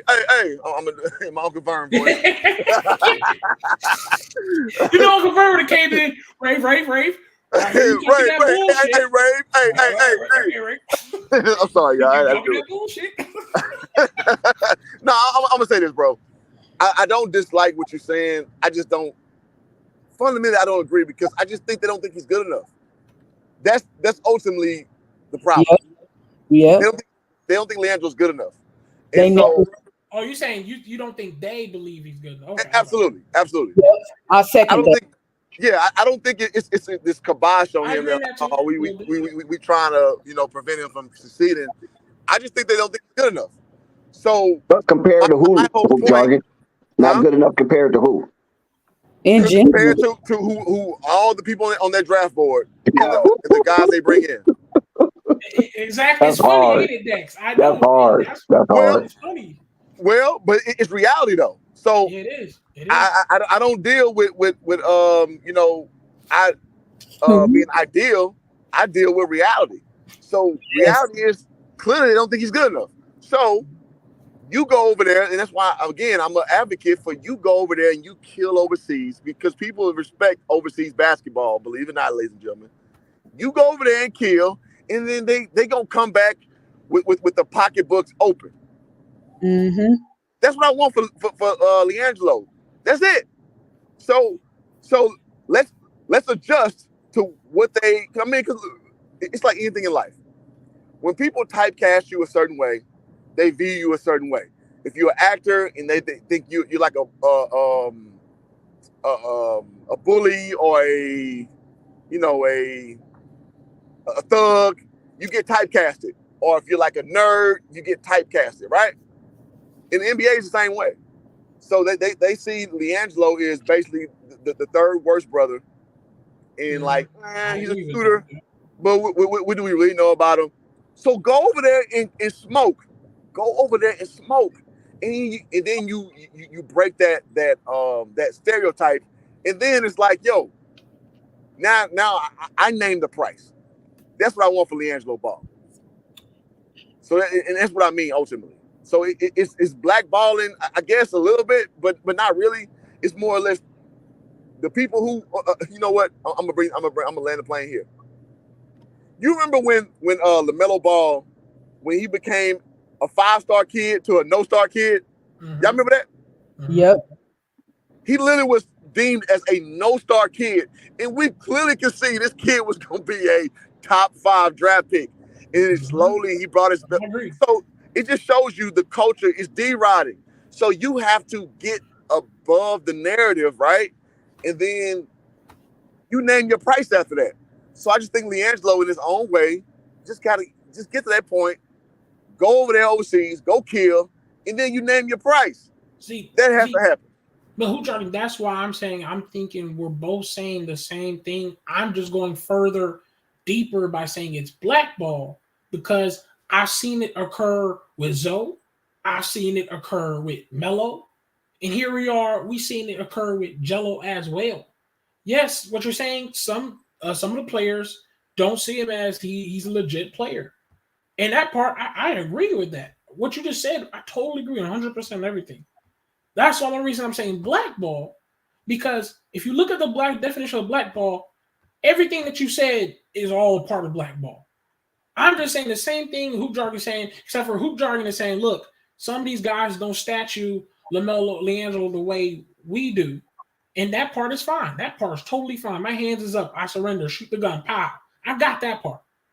But I'm saying it's blackball too, because I've seen it with both of his brothers, and I've seen how the philosophy of we did it, we got you on that court, we gave you the opportunity, and then you know what we're gonna do? We're gonna dim you to the fucking shadows of the dark. We're gonna make you look awkward. We're gonna make you look awkward upon the media. The media gonna go, why Jello scored 30 and he only scored 2 the next game? And you know how people do. Some of these people don't even watch the games. They just looking at highlights or the media, and Jello looking, and they making Joe, and that's why I say it's blackball, because you got Joe looking stupid because he a minute ago looked like he was balling, and then the next minute he looked like he's sitting on the bench or he's injured or whatever the case may be. I say it's blackball because you're making him look dumb. You're wasting his freaking time. That's why I say it's blackball as well. All I'm saying is we're saying the same thing. Maybe you're saying other things as well, which I totally agree with as well. But I say it's blackball because if you look at the definition of blackball, and if you connect with everything that you said, it matches up exactly what LiAngelo Ball is dealing with right now. He's a player that went on that court, went to practice, gave 100%, shown that he can hit the three, shown that he can run up and down the court, pass the ball, do what you told him to do, and he still didn't earn that one drop of an extra minute. And especially, you put him in the G League with the bums. We ain't talking about the roster that got Kelly Oubre and whoever. We ain't talking about those boys. With Terry Rozier. No, we're going to put you with the bums. And you still do what you're supposed to do. You still went out there and hit threes. You still went out there when they gave you the 20 minutes. You scored 20 points in 25 minutes. And then the next game, they said, you know what? We're going to give you even less minutes. But why? Let's it has to be blackball in a way. Also, let's make it known. Hold on. Also, let's make it known that the Charlotte Hornets did sign Xavier Sneed to a 10-day contract. Exactly. But exactly. And I was go ahead, Hoop. Go ahead, Perp. You got it, Perp. No, I was just about to say we're looking at the same team that, regardless of how I feel, they valued the Martin brothers. Prior to LaMelo getting there, they very much valued Devontae Graham to the point where a number third overall pick did not come in to start. And a lot of us in this space had an issue with that and saying he didn't start. Now, I read the article, but at the time, I didn't think nothing of it. I'm like, I ain't never seen a pick in a lottery, no less, not come in and get the playing time. Because my feeling was, only reason why I wanted him to go to Charlotte, I felt like it was a blank slate. It was a team that could just build around him. They didn't have to move, too much. Nicholas Batum was the only contract that I was concerned about. I liked what I seen from PJ Washington the previous year. Was trying to get to know Miles Bridges, and what was going on at the time with him. But I was familiar with Terry Rozier, but nobody else on that roster. But I was just like, okay, this is, it's going to take some time, but this is like the easiest team to put him on. So I was Don't forget Gordon Hayward when he didn't come in to start. And so I said, okay, don't let your fandom take over. But my fandom took over. And I fell into, instead of using my own common sense, like, okay, he is deficient in these areas. But at the same time, I firmly believe in, with some guys, they don't get better unless you play them. Having them sitting there looking at film, which I remember, if I can revert to another sport, in football with Lamar Jackson, how they tried to do him, it's frustrating when it's like, why don't you just adapt to what that player is good at? And maybe they felt like LaMelo wasn't good at a lot of things, but you didn't also in his first year take advantage of the things he was good at. It was like they weren't willing to be teachers. They was willing to let these guys find their own way. And it was frustrating to me because I'm like, do your job. Like you if you scouted him like you knew, I mean, like you said you did, and you didn't, because if I remember correctly, when he went and worked out for Boston, I could have sworn they said that Boston sent over the workout tape. And so it made me curious when Mitch was like, well, I was surprised on how fast the ball came out of his hands when he shot it, and how quick it was when he shot. And I think back on that. Was you looking at tape from the Boston workout? Did you work him out? Because it was just weird. Because I'm like, what? Like, that's weird. Now, Like, Mitch and them went overseas. They saw him no, play in a live game.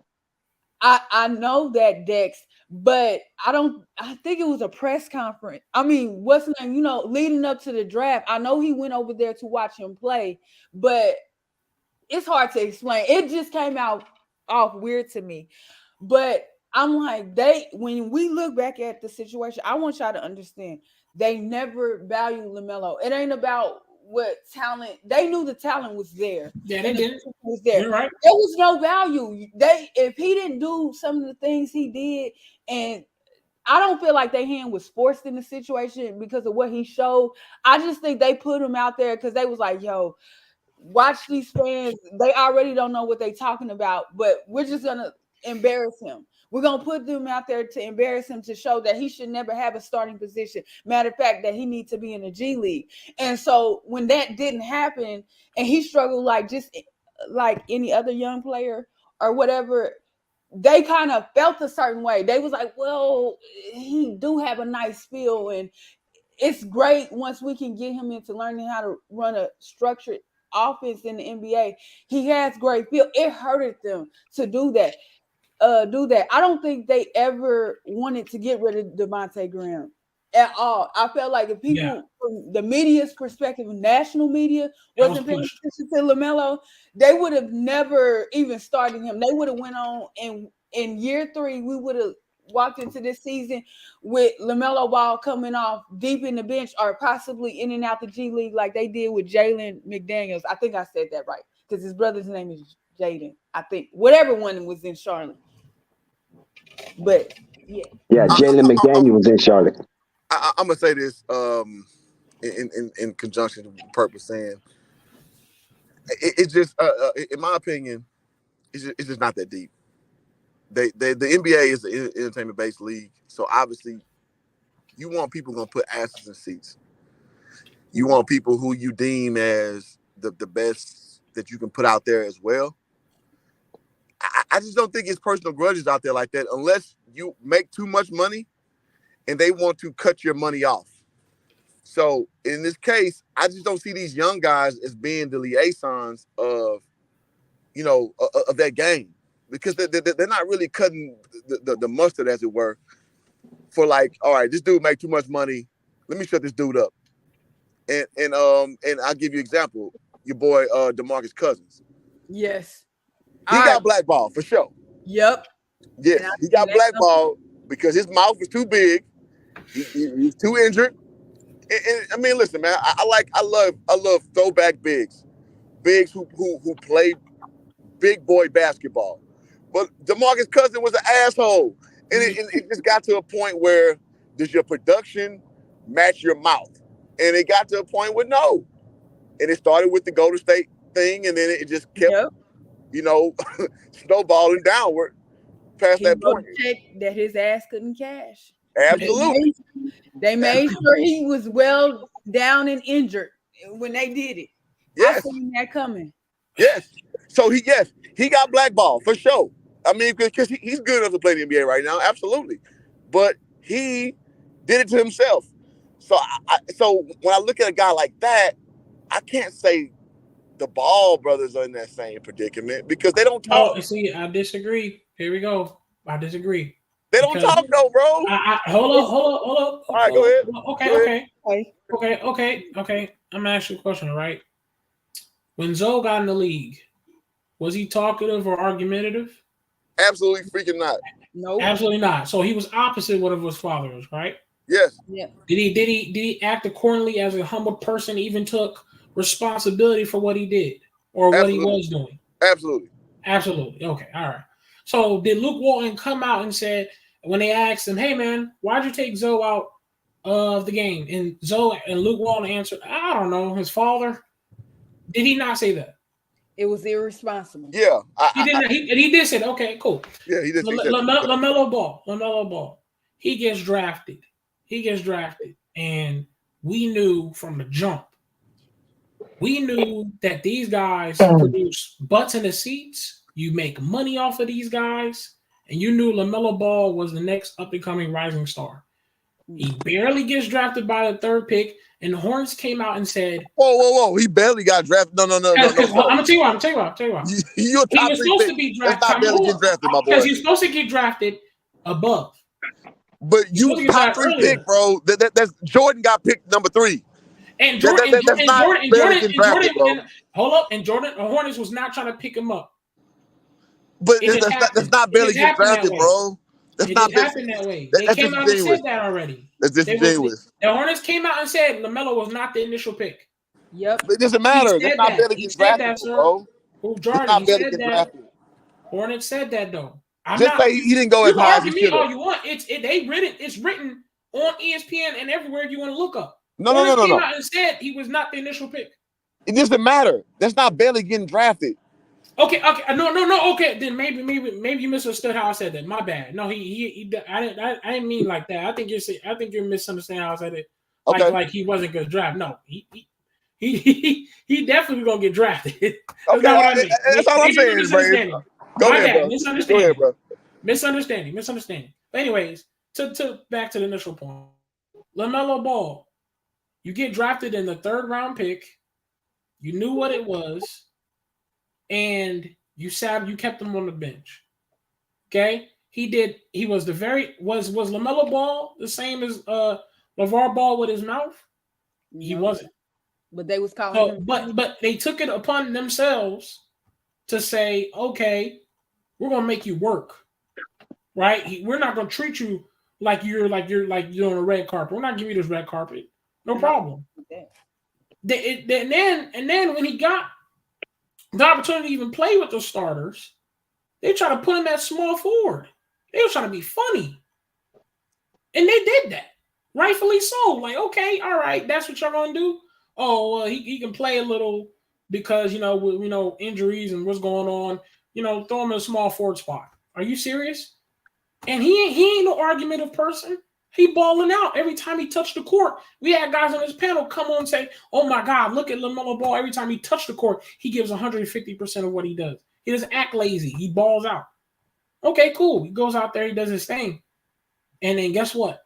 They put him back on the bench, and it took an injury for him to finally say, "Okay, you know what? Let's finally put this guy as a starting point guard." And this guy, there's people all over the seats yelling, "Put LaMelo Ball in." LiAngelo Ball. We're gonna go into the 3rd brother. They say I already gave you 2 guys who's dealing with who was dealing with this blackballing. We can go to the 3rd brother. Come on now, we ain't seen Jello touch the court and whatever they want to say. Yeah. Jello's not this guy. Jello's not this guy. But they sure did buy them damn tickets in that summer league. The whole pack was full. Niggas couldn't even park because they ready to see this guy. But this is the same guy that, oh my God, we ain't seen this. We haven't seen what he's done. He's not good enough. What can he do? He's no. LeVar Ball, bullshit. But they packed house. Scouts was there. Full as hell. Everyone trying to rush in because they want to see it. Packed house. You make it. And not only that, Ray, they had a fire emoji next to that Charlotte Hornets Summer League ticket. And when you in Vegas, in any type of event, if you get a fire emoji next to your event, that means it's a must see. And we know Vegas is entertainment, right? It's one of the entertainment capitals of the world. Yep. And he and the Charlotte Hornet had a must see. on that emoji in his initial summer leagues. Mostly, for sure. And that's facts. And here's another guy, or one of our brothers that we love to support because we say is blackball, because here he is, humbled. He doesn't say anything. He's not wild up.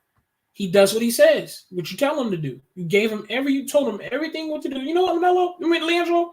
We need you to work on your dribbling. Okay, cool. Jello starts doing some training on his dribbling. You know what, Jello? You need to work on your stamina, and we'll see about your footwork. Okay, cool. He'll work on that, and he works on that. Then he comes, let's say, summer league. Okay, cool. Hey, Jello is going to be on the bench because we believe that he needs to earn his minutes. We believe he needs to work. Cool. I feel you. We'll give him 25 minutes. Cool. He does his thing. He balls out. Crowd's going crazy. Oh, they see the ching-ching already. Here we go. Bam. Next game. Hey, you know what, Jello? You did do your thing. We're gonna cut you down. We're gonna cut you down a little bit.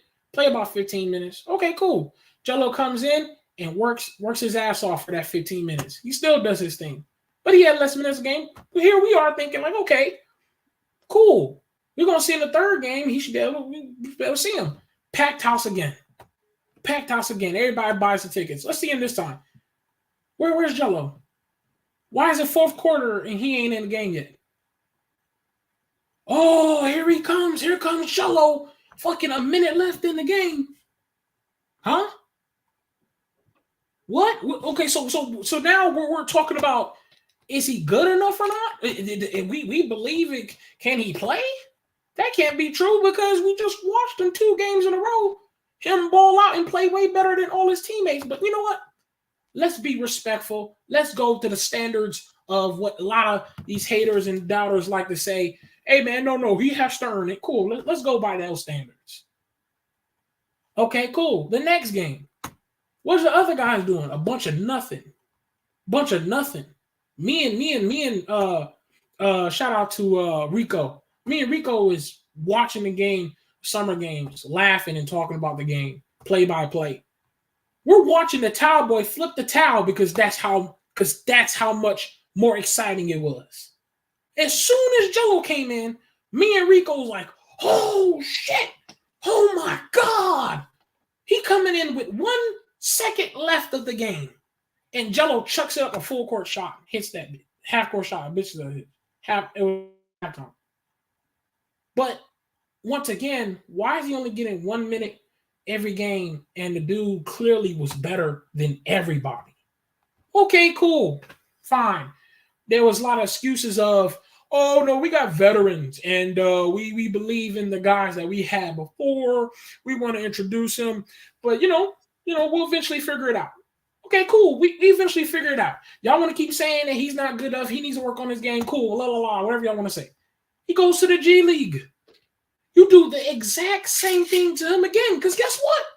The first game of the G League, you give him the same 25, 30 minutes. He balls out. And then guess what? The next game, you start going lower. So what I'm saying is, Zoe was opposite of his father when it comes down to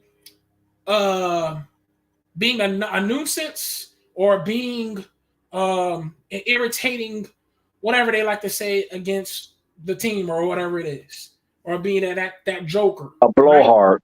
Right? Yeah. But Melo was the same opposite. Jello was the opposite. We have reports of multiple teams, multiple players saying, wow, these 3 brothers are totally opposite of what when we see LeVar and we see him. Because when we see LeVar, we see a guy who's being crazy, wild, jumping over roof, obnoxious. But we see their brothers, they're much humbled, very respectful. So you're clearly not annoying. You clearly bringing the money because Zoe out here pack house on his summer league. Melo would have been had a pack house on a summer league if he was there. Jello had a pack house, and this is Jello, who people say he definitely ain't good enough. He had a pack house coming there. So, okay, see, all three of them make revenue and money. All three of them is not annoying or a nuisance. And all three of them has a talent that is a lot better than some of these guys that we deem that is bums or trash. And I know they're not literally trash because they made it to NBA, but you get where I'm coming from. But I'm saying you saw all three of them be the opposites, and you still said, you know what? We're gonna piss y'all off. This is what we're gonna do. We're gonna sabotage Zoe. We're gonna fucking lowball LaMelo Ball, and we're gonna make Jello look stupid out here by put them all over the faces of the poster boards of, hey man, come to our G League. Jello's gonna be there. Jello's gonna be there, and then they go there, and then he plays 1 minute. That is called the sacrificial of a definition of pure black ball. And that's why I'm gonna keep saying it, because it has to be, because you're making money. And these guys shown that they can play in the NBA. Well, that word blackball really give you orgasmic, son. Can I step in now? Go ahead. Listen, bro. I don't know if y'all watched the movie Players Club. I see that a couple times. Yeah. That's what Bernie Mac said, man. Welcome to the strip game, partner. That's what it is, bro. Bro, I'm gonna use your name. I don't think you're that good. But I'm going to use your name for the bottom line, bro. Yep. That's the strip game. I'm going to put you on the blade. I'm going to go work Figueroa. Dex can appreciate that reference. And I'm going to go make me some money. Oh, boy, already on Figueroa, boy, man. Yeah, on the Fig. I'm going to put you on the blade on the Fig out here in L.A. And that's what it is. So I understand, Rave, your pure heart. You have a pure heart. And I appreciate that. Just know it's a thing called being Machiavellian. It's called Machiavellianism, where feelings don't apply to none of that shit, bro. It's just like, I don't think you're that good, but I know you have a name. I'm going to use your name, and that's it. Yep. So what about LaMelo when you knew he was good? Well, so with LaMelo, I didn't know you was that good until I knew you were that good. Yep. You see? That's what it is, bro. Can we talk a little bit about Figueroa? I don't care. Y'all are trying to. Well, hold on, they just don't have no feelings, bro. I love how y'all smarter than me, because y'all are trying to dodge the main course. That main course is he got blackball. No. What I'm telling you, no. You talk like final score: the New Orleans Pelicans 107, Denver 88. New Orleans Pelicans 107, 88. Shout to the Pelicans. No, so here's reality. It's like, what can you do for me how I perceive you? And that's it, bro. I know a lot of us, we try to look at this stuff like, oh, what makes sense and what's fair. And that's not how they look at the thing, bro. It's cut and dry. Yeah. I see you this way. I'm going to capitulate to the situation. But I know who I really want. And to be honest, I mean, we all know this. LaMelo fell in Jordan's lap. We know that. Yep. Right. But that's not how they don't see it the way we see it. We know that's a special kid. We knew this since Chino, right? We knew this since way back when. But that's not. They don't follow the Ball family like we did. Yep. So you got to put yourself in the mentality of the people who are in the corporate brass. They want to make money. Bottom line, bro. I don't care how you want to view it now in the news media. Do people want to marginalize LeVar? Absolutely, because he represents a masculine male who speaks in the affirmative for his kids, or what you call his progeny, right? So yes, that is part of the equation. But when you really break down what basketball really is, bro, it's if they like you or not, dog. Yeah. Because if you make them money, bro, they don't care about that shit after that, bro. Yeah. So I just want to inject that as we go forward and not harp so much on the negative part, which is a lot, because the Ball kids definitely deserve a lot more credit than what some people put them at, i.e. the corporate brass, for the Lakers, for the Hornets, and so on and so forth. But That's kind of the long and short of it, bro. It's not really like that. It's yeah, it's blackballing in a sense, but it's not like this thing they got the kibosh on. Well, let me put LiAngelo, let me mess him over at every turn. It's not like that. It's an entertainment-based entity. The NBA is, bro. It's entertainment first. So Yeah. I just want to inject it in the conversation as we go forward. Like it's like I get what you're saying and I feel it because I've been an I agree. advocate I for a agree. long time, but in the Wow. same vein, it's not really like that too. And I wanted to respond to catchy lyrics. I wasn't trying to say the Kardashians were talent. They had talent. I know they ain't got no talent. I'm saying as far as the media frenzy around them, like it's people with despise that I hear talk about LaMelo daily on these other shows on YouTube that despise. I don't know what the card he got for his birthday. I forgot, but I don't understand that. Like they were mad about that, and then it didn't make it no better. I don't know if that happened. His birthday happened before or after they did the WWE thing, and he went and cussed. I didn't trip about that. Kids cuss every day. I'm around now. Yeah, they not on TV, but and what's your point? Then what came after that was the JBA, and the dude was saluting him for a good play, but he didn't know that, and he went to swinging on him and stuff. So it was just one thing after another, and a lot of people felt that he wasn't didn't deserve to get drafted first round. A lot of people felt like he was a second round pick. It took a lot of energy out of a lot of people, because I was watching sports shows heavy just to see how people felt like about LaMelo. I didn't care about nobody else in the draft. I seen Tyrese and was listening to what people were saying about Tyrese Halliburton, but it was interesting. Nobody brought up too much of the time things pertaining to what LaMelo was doing on the court. It was all the off the court stuff, the TV show, what he did with the JBA when he swung on the thing. And then y'all might not like this, but the transgressions of what LiAngelo when it did in China, that had nothing to do with LaMelo, but they was bringing LaMelo into that and calling him a diva and a lazy player and not willing to learn from other people or being coached by other people. Yep. It's a lot that leads into that. Yep. I agree.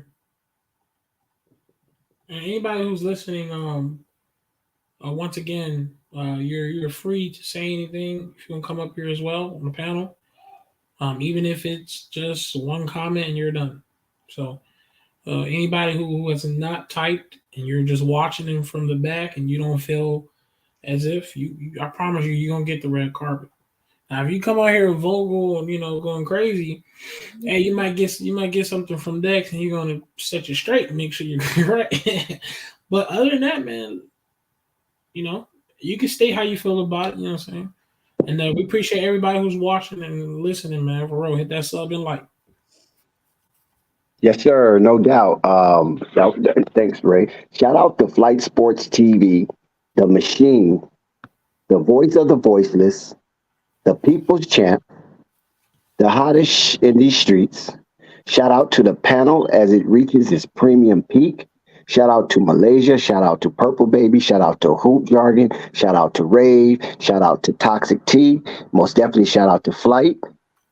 And shout out to everybody that's participating and thoroughly engaging in the chat. I see a lot of wonderful situations in the chat. Some agree, some disagree, but it's all good. But the thing of it is you're free to express how you feel as long as you keep it in the framework of respect. We have no problem with it.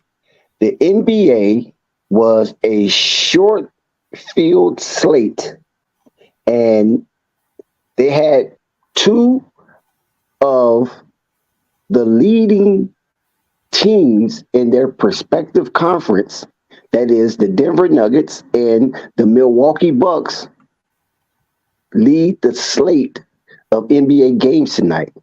It was short. It was only 2 games, on the NBA schedule. Boston with a whopping 140 to 99 whipping on those Antlers up in the Cheesehead area. That is a 41 point, oh my God, 41 point game mollywhopping. I'm surprised Milwaukee, maybe they felt that they're comfortable where they're at and the game didn't really matter. But Boston did make a statement in that one. And then you had the New Orleans Pelicans dust off the leading of the Western Conference, the Denver Nuggets, 107 to 88, a must win for the Pelicans, and they keep pace in the play-in tournament as they increase their the lead. I believe now they hopscotch over the Los Angeles Lakers. Nope. They didn't hopscotch over the Los Angeles Lakers? No, the Lakers. They still tied? No, the Lakers earned the tiebreaker. So no matter what, the Lakers would be ahead of them in the standings. Okay. So the Pelicans, do they remain at the 10th seed? Who's or they remain at the 12. the 8th, I mean the 9th seed? I'm about to look right now. But I Okay, know they can but- pass the Lakers. Okay, got you. So the Pelicans put off a really humdinger tonight, even though the Denver Nuggets was jokerless. He did not play. Coming off that triple-double game he had the last outing for the Denver Nuggets. So the Pelicans travel to the west in the Rocky Mountains, Mile High, and dust off the Western Leading Conference Denver Nuggets 107 to 88. Those are the NBA games that was on slate tonight. And tomorrow, which will be Friday, it will be a full-fledged of NBA matches. The onslaught continues as these teams race down the stretch, whether it's the play-in tournament or the playoff seeding. So most of these games definitely matter tomorrow. So tune into Flight Sports TV as we will continue to stream these games coming down the stretch. And hit that like button, hit that subscribe button, and hit that notification bell so you won't miss one iota of an exuberant experience. And if you happen to feel any little giffy about yourself, you know Easter's coming up. And we want some of them Easter eggs popping here at Flight Sports TV.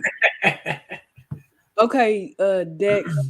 I had to go to NBA.com because I don't know why.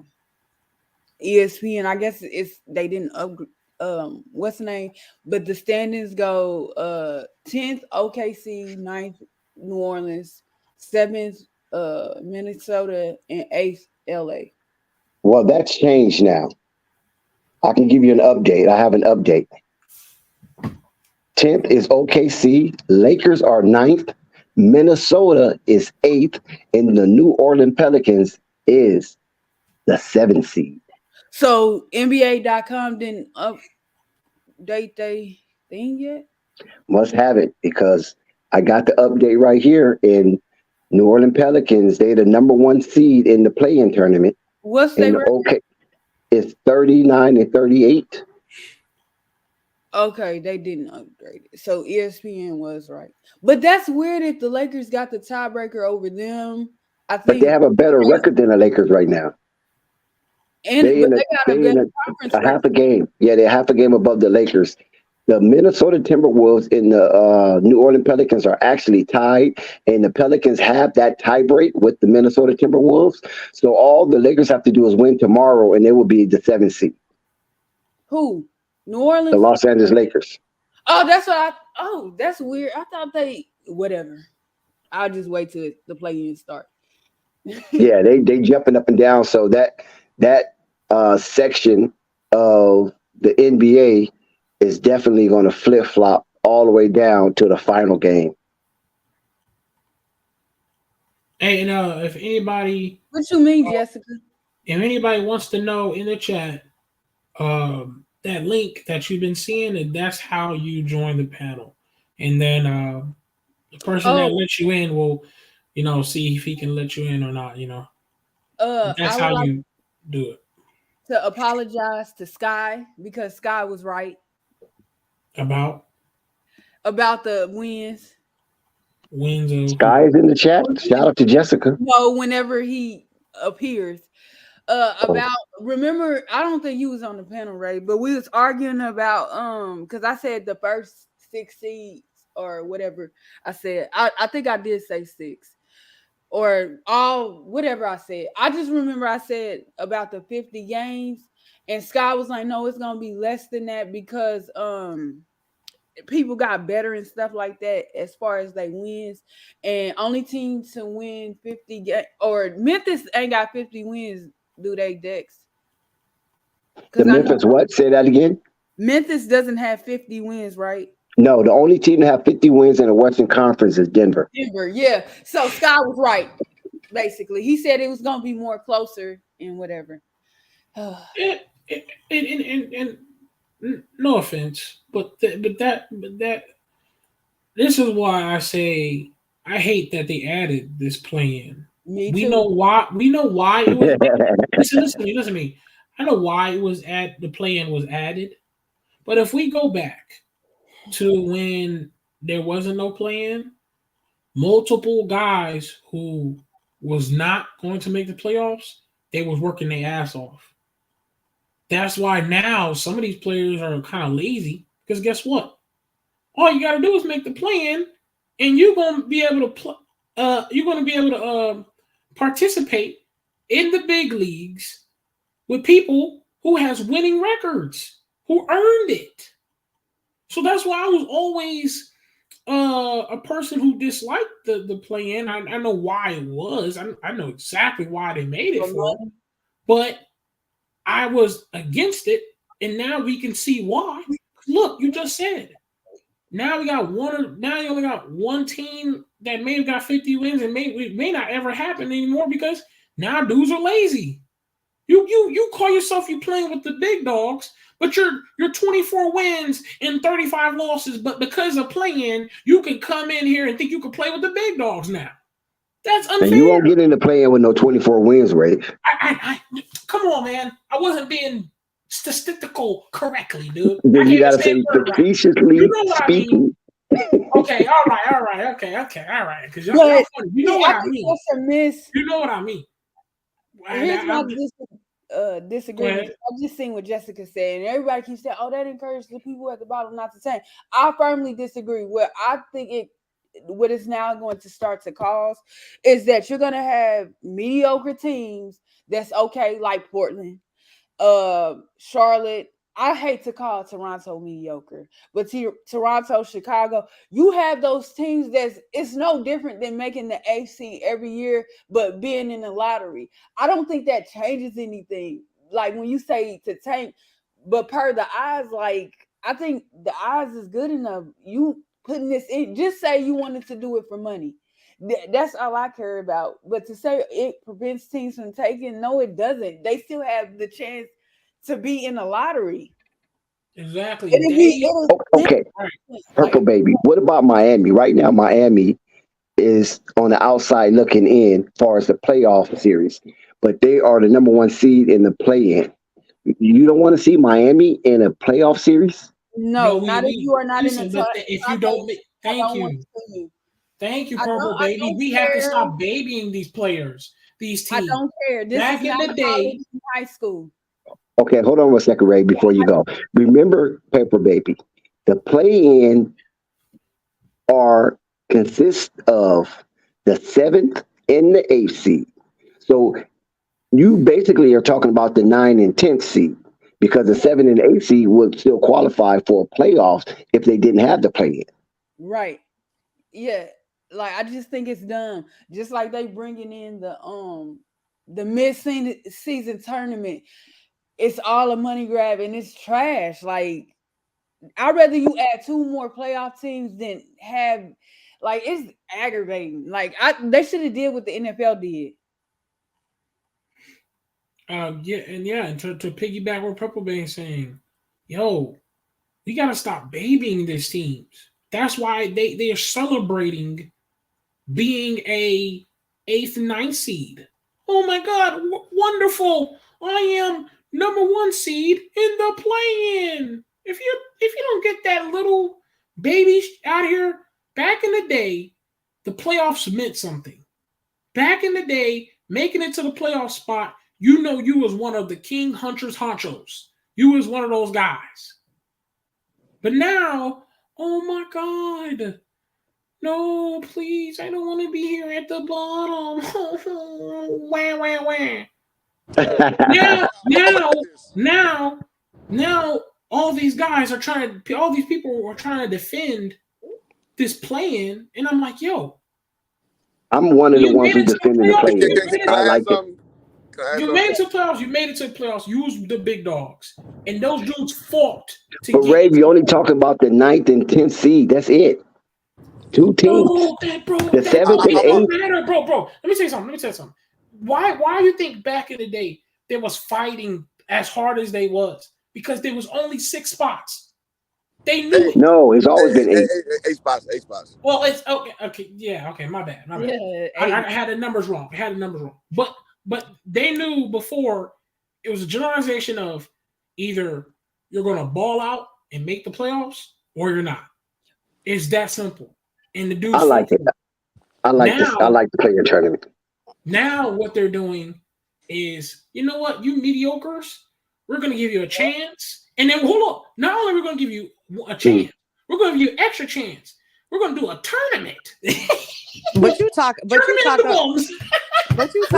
adding in 2 teams. What's the big difference of just okay. That's Jessica for y'all don't understand. But not only that, the playoffs go from 1 to 8, right? Well, used to Yes. be. Yes. 1 to 8, right? Yes. Now, after you go through this tournament to make the playoffs, how many teams is it then? 1 to 8. It's still 1 to 8? Yes. No, it's 1 to. I thought that the. No, it's 1 to 8. So it's how always does going the to be 1 to 8. tournament go?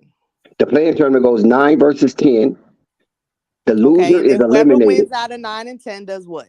They move. They advance. And they take what? The 7. Hold on. The 7 and the 8 play, and whoever wins out of 7 and 8 automatically gets a playoff slot, which would be the 7th seed. The losers play each other. Hold on. Let me finish explaining first of all. And then the loser of the 7 and the 8 play the winner of the 9 and the 10. And whoever wins that get the 8th seed. Wait, you got to say that again. Okay. The 9 and the 10 play. Okay. The loser is eliminated. The winner advance. 7 and the 8th team seed play. The winner of that automatically gets a 7th slot in the playoffs. And the loser of the 7 and the 8 play the winner of the 9 and the 10, and whoever wins that get the 8th seed. Okay, so check this out. You saying that's babying these mediocre teams, but how is that babying the mediocre teams when actually the last 2 spots in the playoff, they got to play harder just to keep their spot and be mediocre. I got it for you, Ray. I got you, Ray. Do what? Hold on, wait a minute. And be mediocre. Hey, Ray, let me do it for you. The playoffs is 1 through 8 anyways. It was 1 through 8 before. It's 1 through 8 now. Hey, Ray, I got you. Go ahead. Because in flight, excuse my French, fuck this 5th place trophy shit with this new society stuff. No, it's 8 teams. You get in, and that's it. You don't get this. That's what's finna happen now. The playoff is still and that's why fans generally don't like this shit, because it's too much. All you're doing is giving more teams access to the championship. When hold on. I'll let you talk. It's keeping it competitive. No, it's not. No, it's not. All it's doing is because you got God damn it, can I talk? When right now, oh my God, I'm gonna let you go all the way, baby. That are gonna play. I ain't gonna be on here long anyways. So y'all can have it back. But look, how is it not keeping it competitive when you've got teams right now that are playing to the very last game their ass off just to try to make a position. How is that not? How is that not Because you don't qualify. Because do you don't qualify. Well, if yes, they don't, when you make new rules. if they mediocre, Man, I'm then gonna wait till you go, because goddamn, you interrupting like a motherfucker. All right, go if ahead. they mediocre, if Welcome they to a sorry, woman if they scoring. whatever, then they not gonna make it through the play-in. Like Okay. the Lakers. Not true. Hey, Rave, I got you, Rave. I want her to go all the way through. How is that not true? Yeah, all right, bet. So here's the problem. Jessica fight for the Pelicans. You better be fighting for them Days. You better be fighting for them Lakers, because they right my there God. with us. We holding hands. Oh my God. We holding hands straight through this play-in, Dex. Please. All right, thank you. So here's the problem. All right, I'm gonna start getting rude. Okay, so here's the problem with that theory. You ain't gotta get rude. It's okay. Calm down. No, I'm matching your energy, because you are interrupting me consistently. So I'm going to match your energy. I ain't been on here in so long. I'm just I'm matching your energy, because you keep you're doing it again. And You're doing it again. You interrupted me. You interrupted me as I'm speaking. You interrupted me as I'm speaking yet again. Right? I'm just having fun. I ain't really studying it for real. It ain't Cool. But you interrupted me as I'm speaking for the third time. Hoop and Jessica just won't get it right. I mean, listen, man, I'm cool with Jess, but you're being disruptive, and I'm trying to speak. Cool. All right, yeah, all that. So listen, the NBA has operated. Thanks for the music on. So the NBA has operated how it's operated for what, 74 years, and you just put this new change. You just So change for the sake of change, cool, but what you ultimately are doing is you are giving teams who do not qualify for the normal protocol an opportunity. They don't qualify? You got to win to qualify. You win to qualify. But if you don't qualify for the top 8, you're giving more teams for the sake of giving more teams an opportunity. And we're saying, God damn it, just shit. Okay, so what we're saying as NBA fans, talking anyways. Who's this hoop jargon? That's hoop jargon, the right now. legend. What are you talking about? Because I'm trying to talk. And goddamn, I'm Rick James. I can't get 4 words out with you interrupting me. I asked you how you was doing. No, I don't care about that, because what you're trying to do is trying to offset me off my point. I don't care about you caring about how I'm doing. It's really not. No, because I'm talking. Tactic. That's a Pelican tactic. I'm talking, and you're trying to offset me with other shit, and I don't care about that. And no disrespect. So ultimately speaking, if we're talking to the point, you said that it's competition. Actually, it's not. You're putting teams who are lesser qualified. You already said that. I'm trying to make a point. So I have to recap when you interrupt me, right? So Jessica won't stop. Won't stop. It's cool. I'm just playing. I respect you. Who? Go ahead. I'm gonna try to be quiet. I'm just trying to make a point, man. Last time I've been on the panel and talk, it's been a minute, and I like to talk. If you don't agree with me, you don't agree with me. No problem. I just wanna make my point. I let the music play. All right. So. Jessica, everything's good. No flight. Everything is not good. No, it's good, man. Everybody hit that second light. We gotta be a little bit gentle. No, it's good, man. No, it's good, man. You gotta respect the estrogen vibe, Hoop. No. Ain't nobody cuss nobody out. Nothing like that. It's all good. I'm just trying to level set. She's. I'm hyper right now. So I just want to say, Jimmy Fly snooker hers. Who? So ultimately, you're basically giving 5th place ribbons out, where you're giving people who don't qualify for what the NBA has been forever. You have no shot to win the NBA finals, and you're giving you opportunity, and we don't want it. As by and large, you don't want it. The NBA public. The people who watch it, I watch. Don't want to play in. Cool, but I'm saying by and large, I speak specifically when I speak. I'm not saying everybody. I can't speak for everybody, but by and large, people do not like that shit. And NBA's trying it right now. Cool, but we don't like it. It's like when the NBA tried the thing with the dunk contest. You can't say we don't like it. You can only say I don't like it. I can, because I can take a census of what people say. So it's you like taking a poll? So in my own way, yes, absolutely. Me too. Absolutely. I'm taking a poll in my own way. Cool. And we like it. Cool. You the person who said you don't come on panels. You say you don't come on panels and you don't speak, right? I do though. Oh shit, y'all don't woke up coffee. It's just like Jessica, did you ever take coffee on that lunch date? Check it. Nope. It's just like when the NBA did this dunk contest wheel, and people didn't like that shit, right? So we have the right to push back on the NBA's, new introspective things that they try to do, and we don't like this shit because you're giving away 5th place ribbons. But why? But you know what? It's kind of like, if you a top team, why you worried about it? No, it's not worried about it. It's just irrelevant. Like, no, why it's do not. I have to watch this Can I say bullshit? my fact, or are you still going? Go ahead. Okay. Well, shit. I mean, I'm gonna let you talk just because I'm nice. This is what I'm saying. But why would I let you talk when you interrupted me at every point? But I'll let you go. But hoop jargon, that's feminism at its finest. Exactly. So I'm gonna capitulate and let you speak, but you literally did not let me speak. But I'm gonna let you do it anyway, just because I'm a nice guy. Go ahead. So we got 5 more games, I believe, 5-6 games till the season is over with, right? Okay. And I'm just sitting here like, dang, when basketball over with, what the hell am I gonna be watching? Flight Sports TV, what you talking about? Huh? Flight Sports TV, that's what you're gonna be watching. Yeah, you're right. But what I'm saying is basketball won't be playing, and I'm over here like, dang, man, I hate when basketball season is over with. It's like, dang, I want to watch basketball.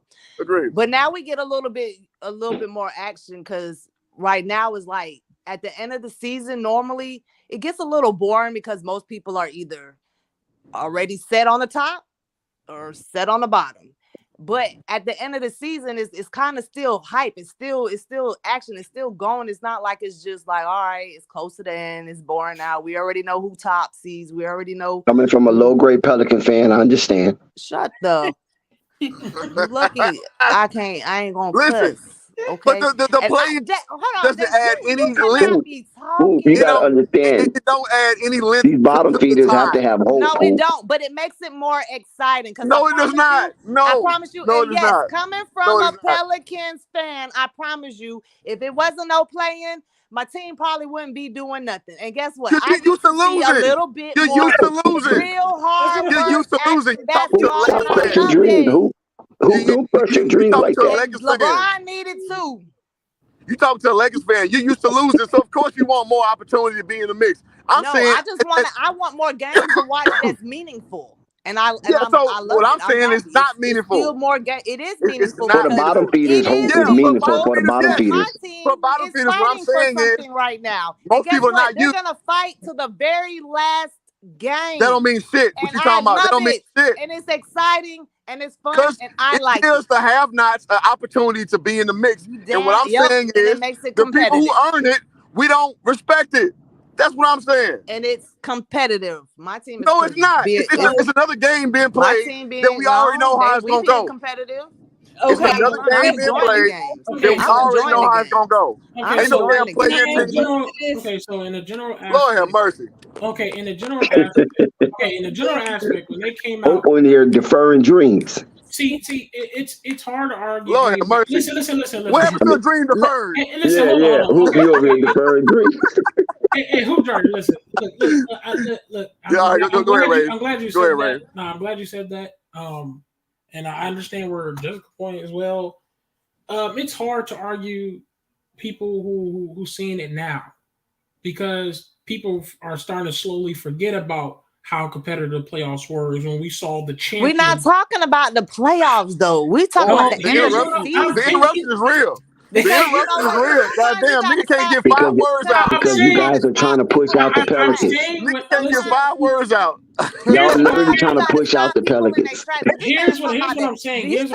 The playoffs ain't competitive. Let the man speak. Come on, Jess. Come on. We're talking about the playoffs are always competitive. We're not talking about the playoffs. Hey, Ray, over talker, please.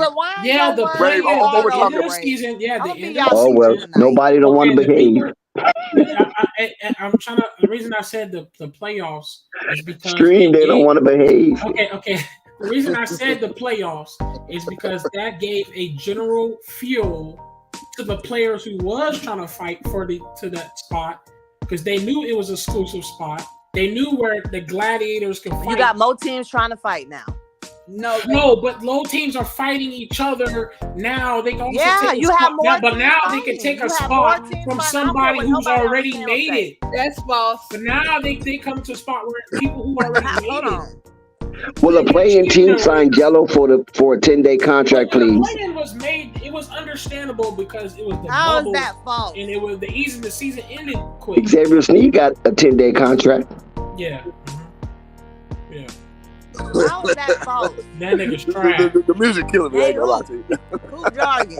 What's up? What's a rap? Who? Go ahead. What's up? What's up, Jess? What you got? Nothing. I'll just because I was. No, okay. Let me say something on this one real quick because I think cooler heads should prevail. Let me be the voice of reason. The play-in situation.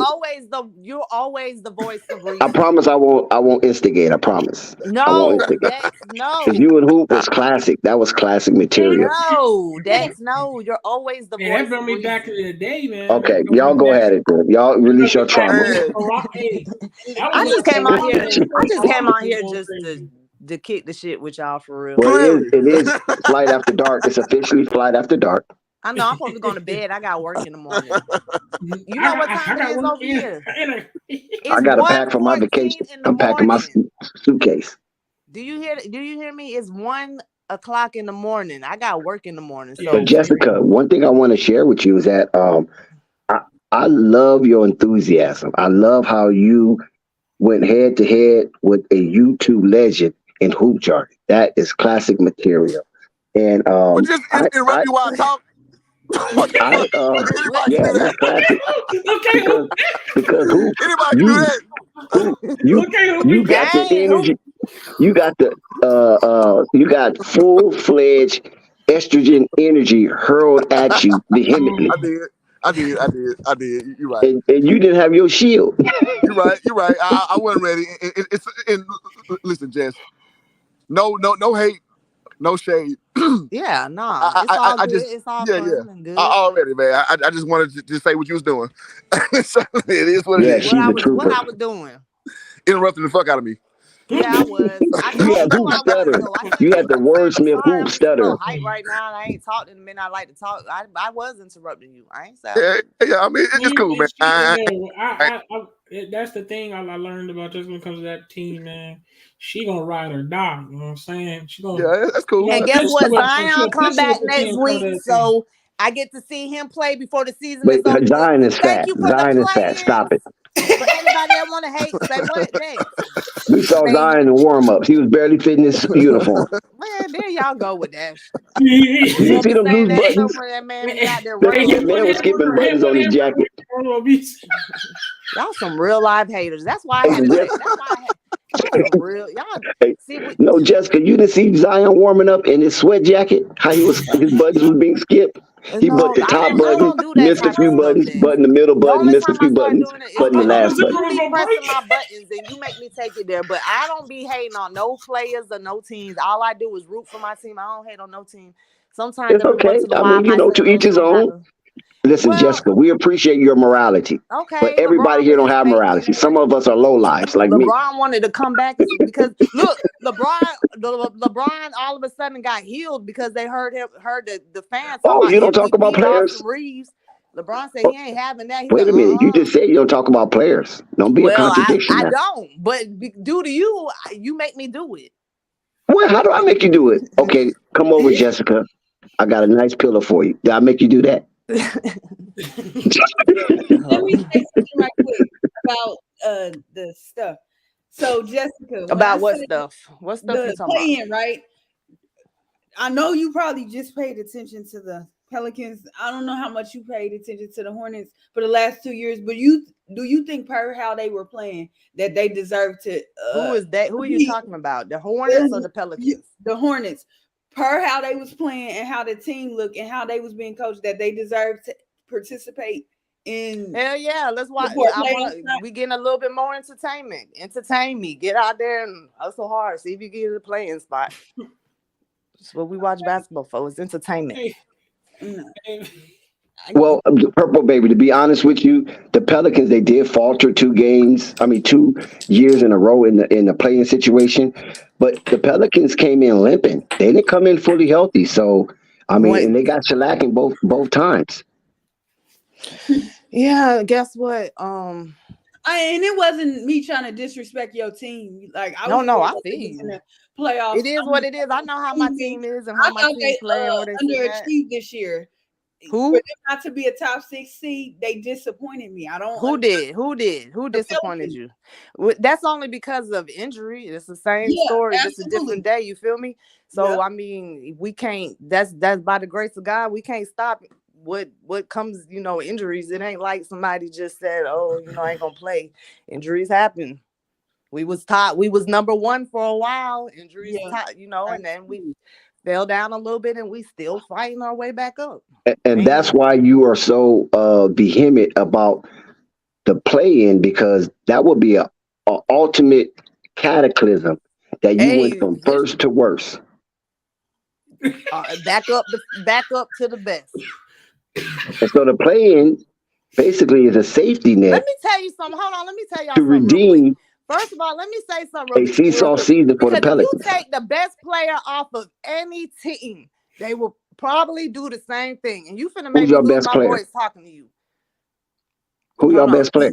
Let me clear my throat. Let me clear my throat. Oh, hey. So look.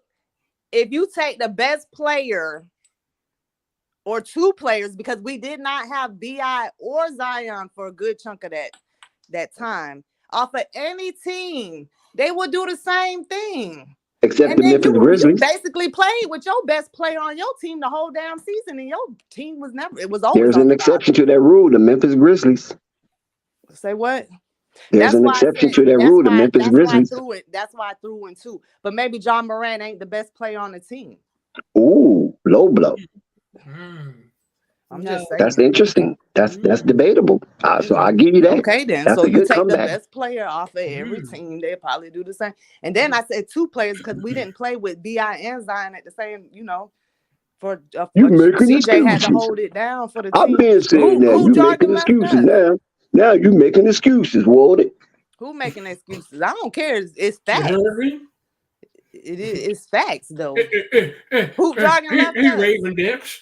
You a fanboy. You making excuses, old fanboy. Y'all fanboys. Zion's fat. We don't need him. Our bench is good enough. I don't know what you're talking about. We don't need you know what? Let me tell y'all something. I'm kind of glad. Zion fat. All you do is dunk. We don't need our starters. Our bench. Yeah, that was a good comeback rap, guys. So I got to give her that one. Hey, Hoop Jargon left us. I done ran him off the panel. Yeah. Hoop Jargon, he ain't used to that. You know what I'm saying? He ain't used to no woman talking back to him. Hoop Jargon's a 6-figure nigga. Gotta be like that. I was gonna let him talk. Hoop Jargon, like, hold up. Wait a minute. Where's Marvin Perspective? Oh, Marvin been up here? No, I think Hoop just put his name. Rap just put his name up there. I don't see it. Hey, you know who I'm looking for? Yeah, I'm looking for Basil. Has Basil been on here today? Not today. Basil is ducking. He's in them bushes like alley wishes, and I'm quite sure he's saying, "Tito, pass me the tissue." Basil done stood me up. When y'all see Basil in the chat, y'all tell him he shouldn't. He ain't got no business standing. He left the restaurant without paying the ticket. Shame on Basil. Yeah, that's what he did. So I guess you'll be washing dishes tonight. Hey, Purple. Is she gone? Yeah, Purple's gone. I ain't want to be, Ray's gone. Everybody done dip. Yeah, dang, Jessica, you done cleaned the panel off. Well, hey, what the only Pelicans fan, and you clean the panel based on what the Pelicans did tonight. Nobody came talking about the Pelicans because they beat the number 1 team in the West. Yeah, we eating us some nuggets. Is it chicken? That's what what that say? Catch a lyrics. Yeah. Some chicken nuggets.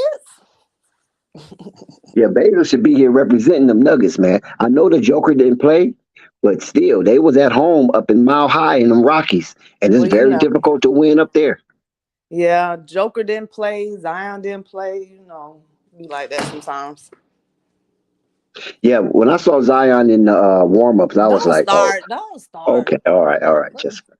I spare Talking you. about I them, spare I you." get so tired of hearing about them same old jokes. That's all y'all can talk about. Well, you keep looking the same, so when you Okay, look different, you talk different. when he was out there balling, and our team was number one.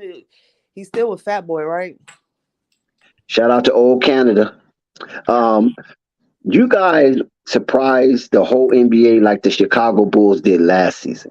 That's what that remind me of. And what makes it so interesting is how the Pelicans and the Bulls are some kind of way interly locked based on the Alonzo dynamic in the Zion dynamic.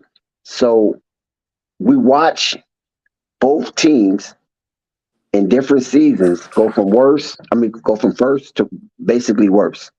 The Pelicans still have an opportunity to move up in the play-in tournament. So we see how that works because they have to at least be the 6th seed to accomplish what the Bulls accomplished last season, go from worst to the 6th seed.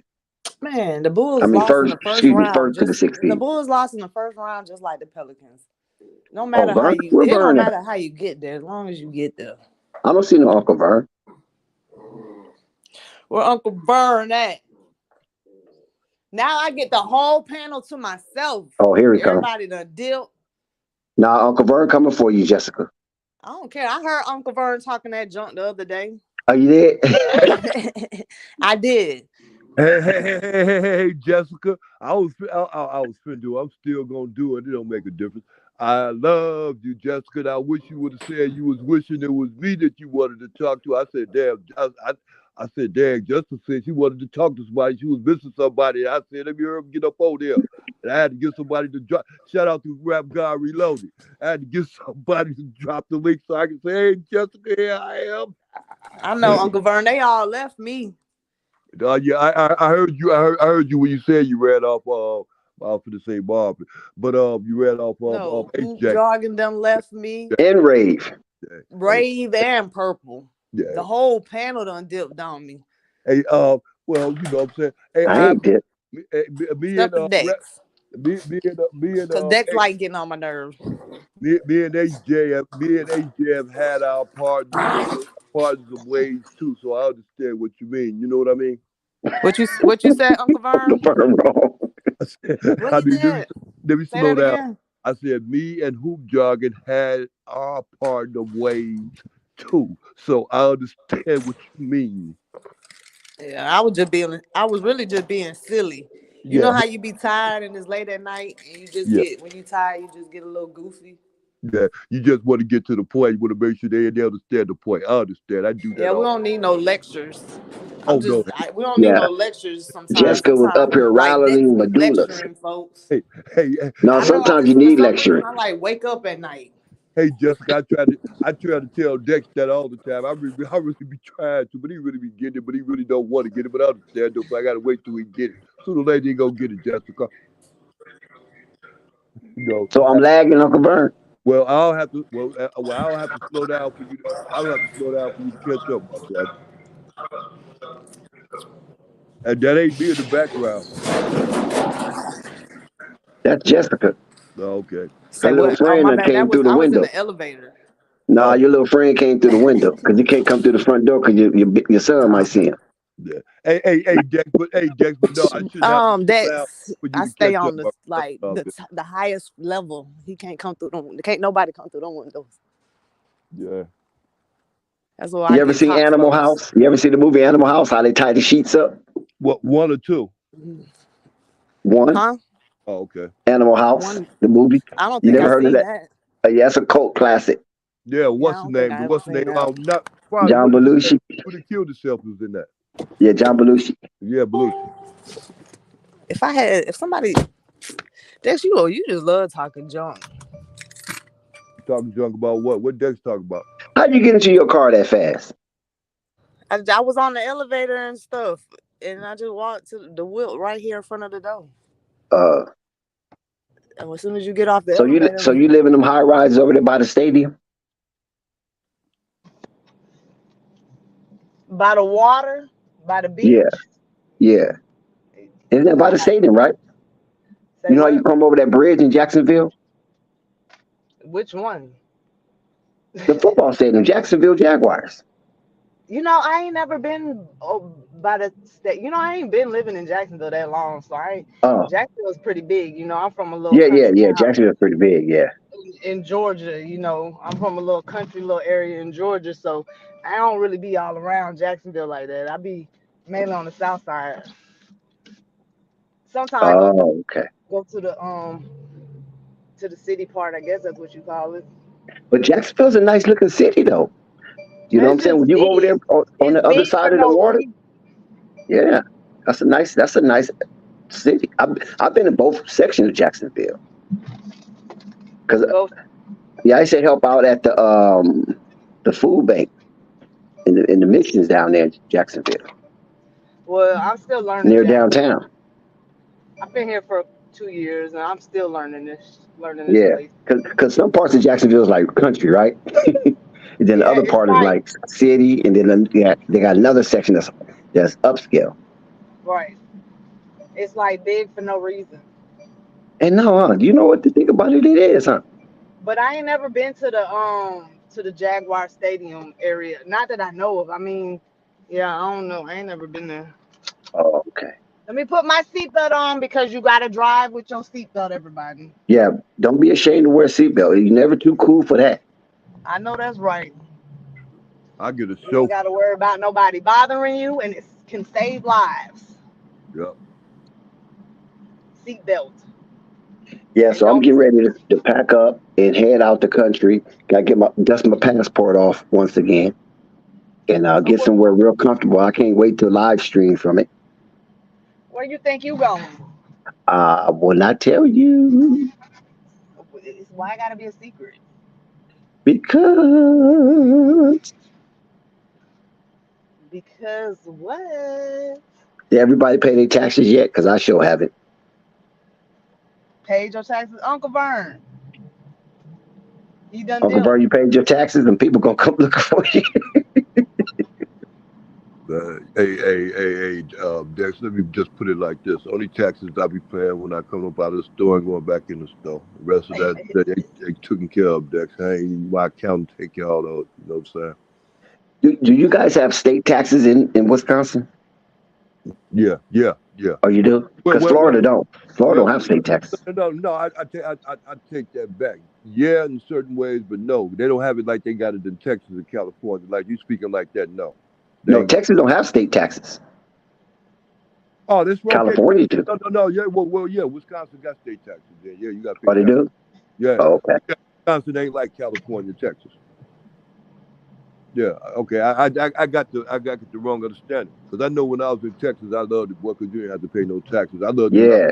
Texas, Oklahoma's the same way too. Because I remember I used to live in Oklahoma, and it was so shocking that I didn't have to pay taxes. Whatever you go to the store to buy, that's it. right. I already understand. 16 cents, 16 cents. You 16 know what I'm cents. saying? You ain't got to And I go. was kind of like, You ain't got to. that was shit culture shock You ain't that got I to. didn't have to pay taxes on goods and service. You ain't got to go hustle up on a nickel or a dime. Oh man, let me get 7 cents for you, man.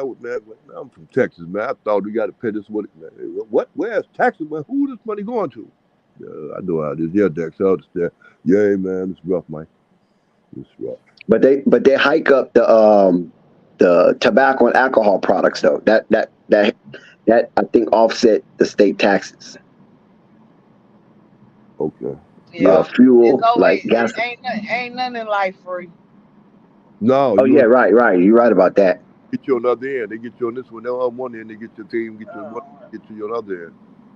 Right. Yeah, California is rivaling New York and Boston and Massachusetts as far as being like taxed out. Anybody So ever give you something, they best believe they taking it from somewhere else. Right. yeah, Peter pay Paul, right? Yeah. Rob Peter And PayPal. that's everybody. Yeah. And sometimes it don't necessarily got to be a bad thing. You know what I'm saying? But that's everybody. Uh huh. and it's been raining out here in Cali, in Southern California, for the last 3 days. So I think we're done with that, and the sun can come back out shining. Don't be trying to talk about some rain after what I said. Oh, you been in some torrential rain? No, it's cold in Florida right now. Hey, It's Dex. cold in Jacksonville. Yeah. Hey, Dex. I Somebody mean, a little bit. It ain't cold like that, but it's the last couple of days has been a little chilly. Was about 50, 60 degrees. Yeah, start off about 50 degrees, and maybe end up 69. Because it was 69. That's good. It was like 40. It was like 40-something degrees here in Cali, and I had to put on my thermal socks. Really? Did you have the whole thermal outfit on too? No, just the thermal socks, pajamas, but thermal socks. Normally, I don't have to wear no thermal socks in Cali. Yeah, I feel you. Uncle Vern, where you at? between Cheesehead State.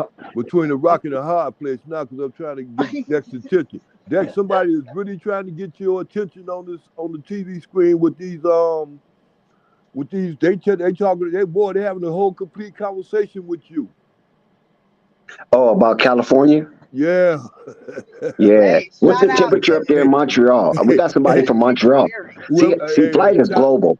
We got somebody in Montreal, Canada. What is the temperature up there? How cold is it, or how warm is it? Where's he at? Where you at, Uncle Vern? Montreal, In Montreal, Canada. You in Canada? You ain't in no Canada. No, not me. I'm talking about on the chat. Catchy Lyrics. Oh, Catchy Lyrics is in Canada? Yeah, he's in that's Canada. what's up. Okay. Shout out to He said -10? What? Coffee, what it is in Chicago? What's the temperature in Chicago? Coffee think he's slick. It's all right. What's the temperature in Chi-Town? Coffee think he's talking about, well, I'm dipping out at 1:30 in the morning. You know Jessica making them runs. She bending them blocks, making plays. She talking about she going to work. Yeah, you going to work, all right. Shut the. See, I'm trying not to be disrespect flights show. You Hey, he said that you scared to go to Chicago. Why? I got family in Chicago. My daddy from California. Chicago. Shout out to California. 50 degrees in Chicago. Shout out to California. I got hella family in Chicago. Is that right? I was in Chicago about a month ago, but I was in the outskirts, of more of a metropolitan area, not necessarily in the heart of Chicago. For real. Too cold in Chicago. I don't want to Yeah, be right now, yeah, and that wind is blowing. You got that wind blowing right now. Then the birds is chirping. Y'all hear that? Yeah, I can hear the birds. So it ain't too cold if the birds are out. I know, right? The birds is chirping. No, I got to get up. I got to get up in the morning and go to work, an actual job that, not all that stuff you talking about, Dex. Oh, okay. Yeah, you punching that clock. Yeah, I do. I'm on vacation. Not 8 to 5. Oh, okay. Yeah, you got real worker hours. Yeah. Unfortunately, yes. Somebody got to pay these bills, right? For real. You ain't lying. Ain't too many suckers out there out in Jacksonville. If it is, send them over here. I need some bills paid. That's not what I be looking for anyways. I'm not looking for no suckers. Yeah, you got to go to. I am. I'm looking for them. Pompano Beach. You go to Pompano Beach, you got action. Yeah. Okay. Thanks for letting me know. I ain't made it to Pompano Beach yet. You got Pompano Beach and what's that other little area that you got them little Haitian boys moving out to, thinking they little bougie. Not them kind of suckers, pause. I'm talking about the real suckers, the ones that got money. That's what I'm saying. The little Haitian boys, they think they're little bougie, so they move out of Miami and they go out to Miramar. Yeah, Miramar. You said Asian? No, Yeah, Haitian. Oh, Haitian. Yeah, they go out to Miramar and live Well, out there and pay and pay people bills. nah, you got a lot of those in West Palm where my folks used to stay in West Oh, Palm West Beach. Palm.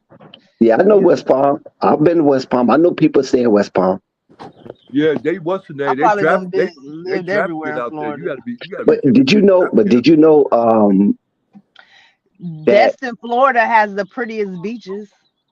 But listen though, did you know in Palm Beach they're selling a house for $215 million right now? Did you Oh, know that? I wow. didn't know that. And what? $215 million. They got a couple of houses down there. And they advertising it as if it comes with its own island, private island. The house is crazy. Oh, I there seen the go listing. Basil. There go Basil. I've Oh been looking for you, Basil. Where you been all my yes, life? He said our date sucked, but I still love you. yeah, Basil. Basil, I thought our date was wonderful. I'm sorry that it sucked, but I thought it was wonderful. Basil. The rumor is that you ran out and left Jessica with the bill. Good thing I'm a woman with money. Basil said, "I'm out of here. I don't like what I'm witnessing."